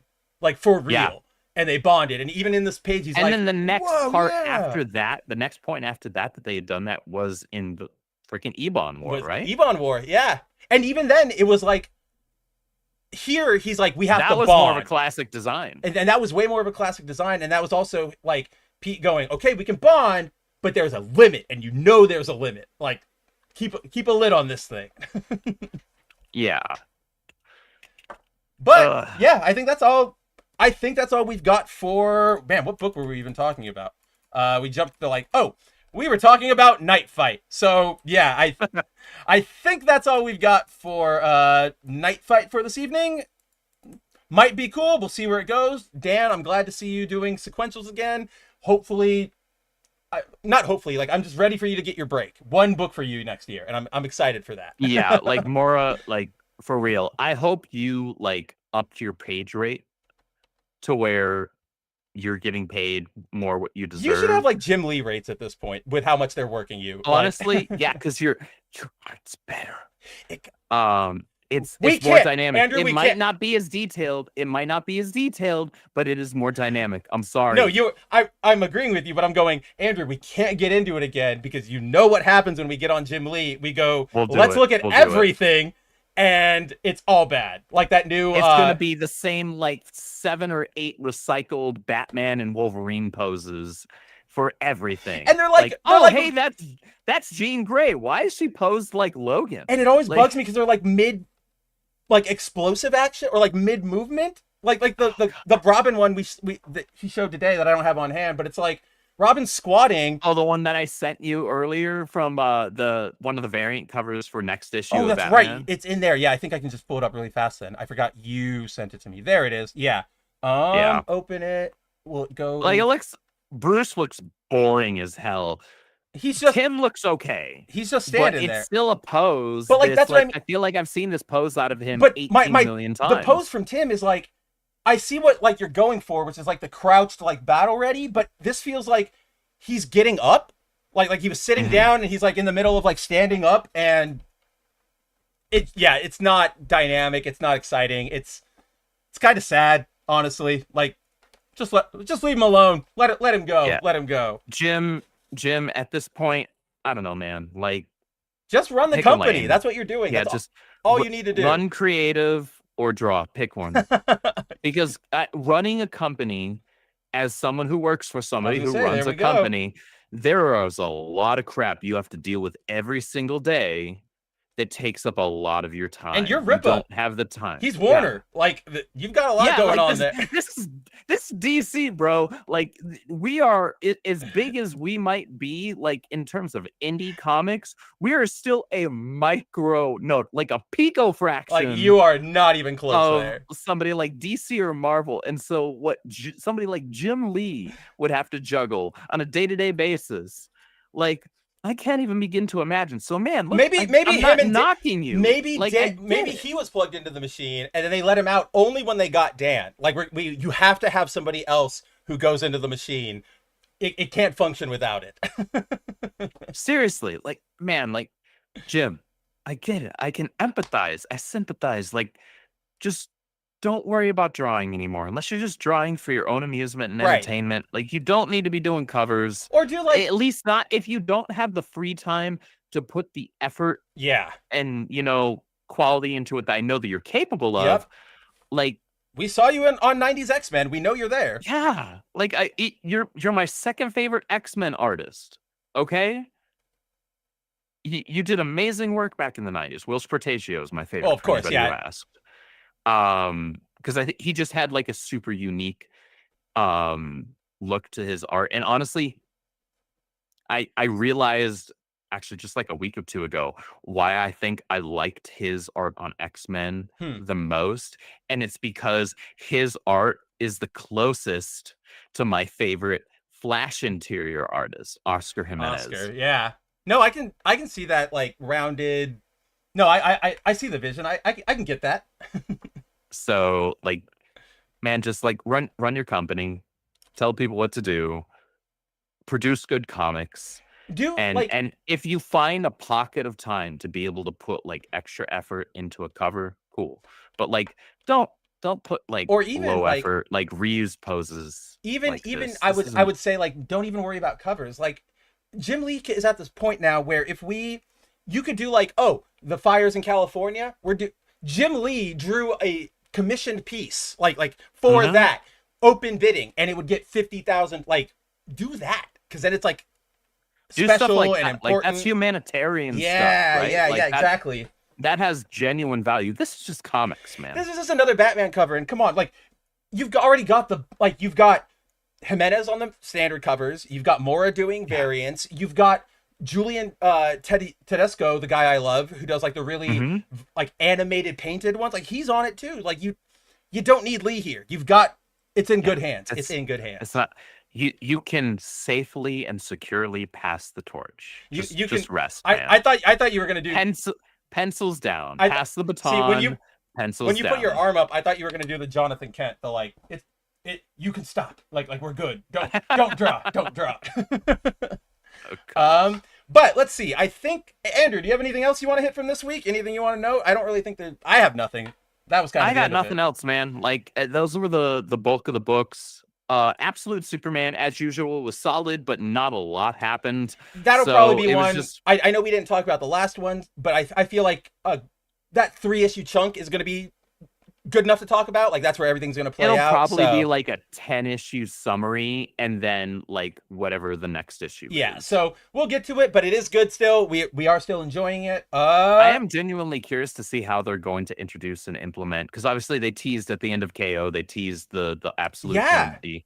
I'm curious to see how they implement them. I want to know, because there's been, unlike the main universe, there's been no hinting as to how they're getting shifted into this tournament. That's what I mean. Like, and here's the thing, I'm so torn here, Andrew. Tells me and reinforces more that was not the original plan. It probably was not. It probably was not. It was just supposed to be its own thing. I get so worried here, Andrew. Like, I'm torn, because, like, on one hand, so I don't want it to be them, right? Like, I don't want it to be the actual Trinity. But I don't either. I also don't want it to be like, oh, we made facsimiles of them from Darkseid Energy. Because that would be equally right, retarded, exactly. Right? And I'm like, I don't know which one is worse at this point. Do I want retarded or degrading of this thing that I like? Yeah, like, right? I don't know. Williamson, Wade, we'll wait it out, but we're standing on rocky business. Let's see. Before we get out of here, Musta Punk says, Blue Shift Omnibus someday, nicely. I know you've got the material for it. It just, can we get it out there? I have an additional 16-page short story written, 2 more 16-page short stories outlined. I have a 45-page one-shot outlined, and I have 2 130-plus page scripts, which would be broken up into 2 3-part arcs apiece, written, like scripted, right, done. And I've got a lot of material. That's what I was gonna say. That's not even counting the things you're like, this could, maybe I'll do this, maybe I'll do that. And I that's have not ideas. counting the. That's just the first 2 arcs. Right. Like I have more outlined and planned. Like that's all that's entirely contingent upon the fan response to the tryout short story. Get your Rippaverse number 5 or your Rippazine number 5. It's not shipping yet. Get the shirt. It's our best looking shirt. It really I am biased, but I don't give a damn. It really looks fucking good, guys. It really looks really good. Kanan White and Marcos Martins kicked ass on this fucking shirt, Kanan. guys. Like, I mean, Kanan doesn't know. Kanan got me to buy a freaking Phantom book. Like, I don't actually give a crap about, like, I should rephrase. I respect the Phantom and characters like, like the that, Shadow the and Shadow. stuff. Yeah. Like, I respect the hell out of what they have done and brought to the medium, their impact and all of that. However, it's not my jam normally. But I saw Kanan's cover for issue 1 of the new Phantom series, and I was like, shit. I guess I'm in for it. I gotta get that. Yeah, no, Kanan. What did he draw today that you sent me? And I'm like, holy shit. Like, it was on Instagram. He just decided to bang out a sketch of Absolute Superman. That's what it was. Incredible. And it was amazing. Yeah, it's Kanan White. He's amazing. Go check out his Instagram and all that fun stuff, because he's definitely Kanan draws circles around whoever you think your best artist is. Whoever you're thinking about right now, it's going to be Kanan. It's going to be Kanan. Kanan draws circles around them. And I don't say that just because I work with the man and just because the man is one of the nicest human beings I've ever met in my life. That's a genuine review of talent. He's that damn good. Mosta says, Foil, you have your own. I think he's talking to me. No, I don't have my own comics. I don't remember what I said that might have implied that. Didn't mean to. I think I was just talking general comic creativity like that. But I mean, you're a big enough comic book fan. I know you can write, seeing as you are the editor-in-chief of Bounding into Comics. Maybe you should write your own comic. Maybe somebody should find me an extra fucking day in the week and I could have the time to sit down and actually finish all the things that I like. If between the 2 of us we can find somebody that can manage that for us both, that'd be great. You let me know. Somebody give us the Speed Force, and we don't even want to solve crimes. We just want a couple hours to play video games. Seriously, I just need to be able to knock out my backlog on Steam, finally play Final Fantasy VII Rebirth, and knock out a bunch more comic books. There's so much, and I guess we'll just keep on keeping at it. But that's all I got. Somebody pause time for us. But yeah, guys, I think that's all we've got for tonight's foil variant. As always, go check out the Rippaverse stuff. Do you want to do your full pitch? Do you want to let them know what because you guys just totally. launched? So I've got a few things going on right now. We just launched on Wednesday. We launched Great War of Separation Part 3. That is written by the legendary Chuck Dixon, illustrated by Jack Herbert, colors by Marco Lesko. This book is absolutely high octane, action-packed. It is a gorgeous book. It has a lot of meaning for me, especially. This is probably my favorite ongoing series that we currently have, even though it's a limited run series. It's only 4 parts, but this is the penultimate issue. A lot goes down in this. This has a lot of implications and impact moving forward. Check it out. It is absolutely beautiful. Such a fun story. That's really all Chuck knows how to do at this point, because he just gets to sit back and enjoy, because he doesn't have, DC or Marvel over his neck being like, hey, no, you got to dial it back here, you got to dial it back there. No, Chuck just gets to go, or you can't do that with this character, they're in this crossover or whatever. The Punisher's a little too violent here, and it's the Punisher, bro. What do you want? What did you want? Right? They wanted the Horseman. They wanted the Horseman, exactly. So Chuck and Joe gave you the Punisher that Chuck always wanted to write. But that being said, this book is absolutely stellar.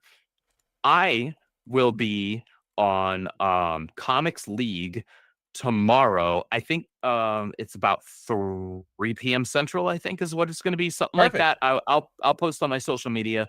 So that's probably going to be somewhere between an hour and a half, 2 hours. We're going to be talking comic books. We're going to be talking, he's going to interview me about Blue Shift. And then Saturday morning at 9 a.m., this is going to be a little earlier than I'm used to being in front of people on a Saturday. I will be on Comic Book Aficionados on Thinking Critical's channel. So I'll be there with, I think Aaron Sparrow's going to be there. I'm pretty sure. He's the one that got me. Still my buddy Aaron. I think Dylan, Real Comic Book Gamer, will also be there. So if you guys don't follow him on YouTube here, definitely check him out as well. He's a great comic book channel. He's a huge Superman fan. As everyone should be. As everybody should be, exactly. Unless you just hate people, which I mean, maybe to be fair, sometimes I do. Yeah, right. But check that out. I will be making appearances on both of those channels over the course of the next 2 days. Blue Shift tryouts, my short story in Rippazine #5 will be fulfilling soon. We're waiting on getting that from the printer in the warehouse. Then I'm going to sign a few copies. Apparently, according to our operations manager, there was a surprisingly high amount of like CGC copies, so I'm going to be signing a lot more copies than I expected. Dude, that's cool. I'm sorry, that's cool. I mean, it's cool, but at the same time, I'm like, why? Like, I'm nobody, right? But maybe it's the speculator market, right? I was literally they're betting big. They're betting big. This is going to be a somebody. Someday, maybe he'll even write The Flash. Or and hey, so I'm gonna have maybe you become like a war criminal, and they go, "Hey, guess what? I have the war criminals like only comic book you ever made. This is crazy." Maybe that's it. Maybe that he got so fed up with decaf coffee and pumpkin spice lattes that he said, "To hell with this world. I'm just gonna blow it to hell." Yep, exactly. He's in Tunisia now, underground. We'll never find him. So, guys, thank you if you supported Rippazine #5. If you haven't, you can still pre-order that. We do still have copies available. Check it out. It's super cheap. It's like $7. $7 for the standard copy. You don't have to buy a CGC copy. That's no pressure on that whatsoever. You want to. However, I will say the poster is the coolest looking poster we have ever done at the Rippaverse, at least that features a male character. And my t-shirt that I'm wearing right now is the coolest looking t-shirt that we have that features a male character. Again, I can't compete with a busty blonde like Yaira. I just do my best over here with my boy Zephyr. Look, I'm playing from behind. If I'm competing against a busty blonde, like there's only so much I can do, right? So support your redheads, even though he's not ginger. He has like his hair is actually more inspired by Velocity over at Image Comics because it's like the deep red. But anyway, I'm not going to go on that rant. I'll talk about that more tomorrow on Comics League and probably on Saturday on Thinking Critical. Hey, check that out. Masta says he bought the shirt, the poster, and the collection edition. So hey, I think he means the Rippazine collection. That's awesome. Like, thank you so much, Masta. I appreciate you. And he's actually been one of like the biggest pushers and fans of Blue Shift and excited for it. I've seen Masta. I haven't seen him in a while, but like I used to see him like a lot on the Bounding stuff and just like replying to my stuff. So no, he's a great guy. He's a great fan, and as are all of you who showed up tonight, whether Clone Geek or Timon or Zero or Subhuman or I think that's everybody who Matt was here for a little bit. Yeah, as well tonight. We had a lot of lurkers. Punk, of course, and yeah, of course. Oh, Zaid Comics was here, stopped in for a little bit. We did have a lot of lurkers, and of course, we see you guys. You mean just as much to us as the viewers who are watching live. Because thank you for the view. If it weren't for you guys, we couldn't be doing this, and it warms our hearts that there are still people out there who care about being intellectually honest. Yes, absolutely. But with that, guys, yeah. Check out Good Mav Ugly tomorrow. Good Mav Ugly. Got a Good Mav Ugly? Yep, we'll be doing that tomorrow, 3 p.m. Pacific time. I know you guys all jump around, so deal with that or whatever. I probably have to deal with it. Daylight savings time is weird. Arizona doesn't do it, so leave me alone for like a week. I'll get there. And as always, boundingintocomics.com for your news every day. And right back here next Thursday, same bat time, same bat channel for another foil variant where we'll see what we've got. I actually don't know what's coming up next week, so we'll see it then. I have no idea either. We'll probably find out here in a few minutes. We'll do it right here. All right, guys. Until next time, take it easy. Go read some comics, and we'll see you soon. God bless. Godspeed, guys. Never before have we had greater face a complex, rapidly changing world. Think of it a moment. It is a world in which supersonic speeds are commonplace. It is a world that has seen the coming of the atomic bomb. It has seen the rise of the total state, the dictator, and the mass man. It is a world of new sensations, new excitements, new distractions. So much to be learned by so many in so little time. That I suppose you're here with no agenda, as per usual? On the contrary, I'm here for comics.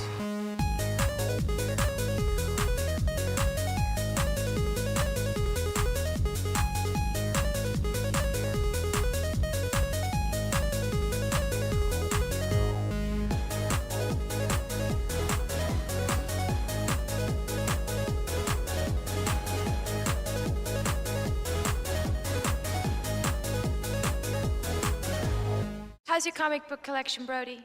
Oh, it's going good.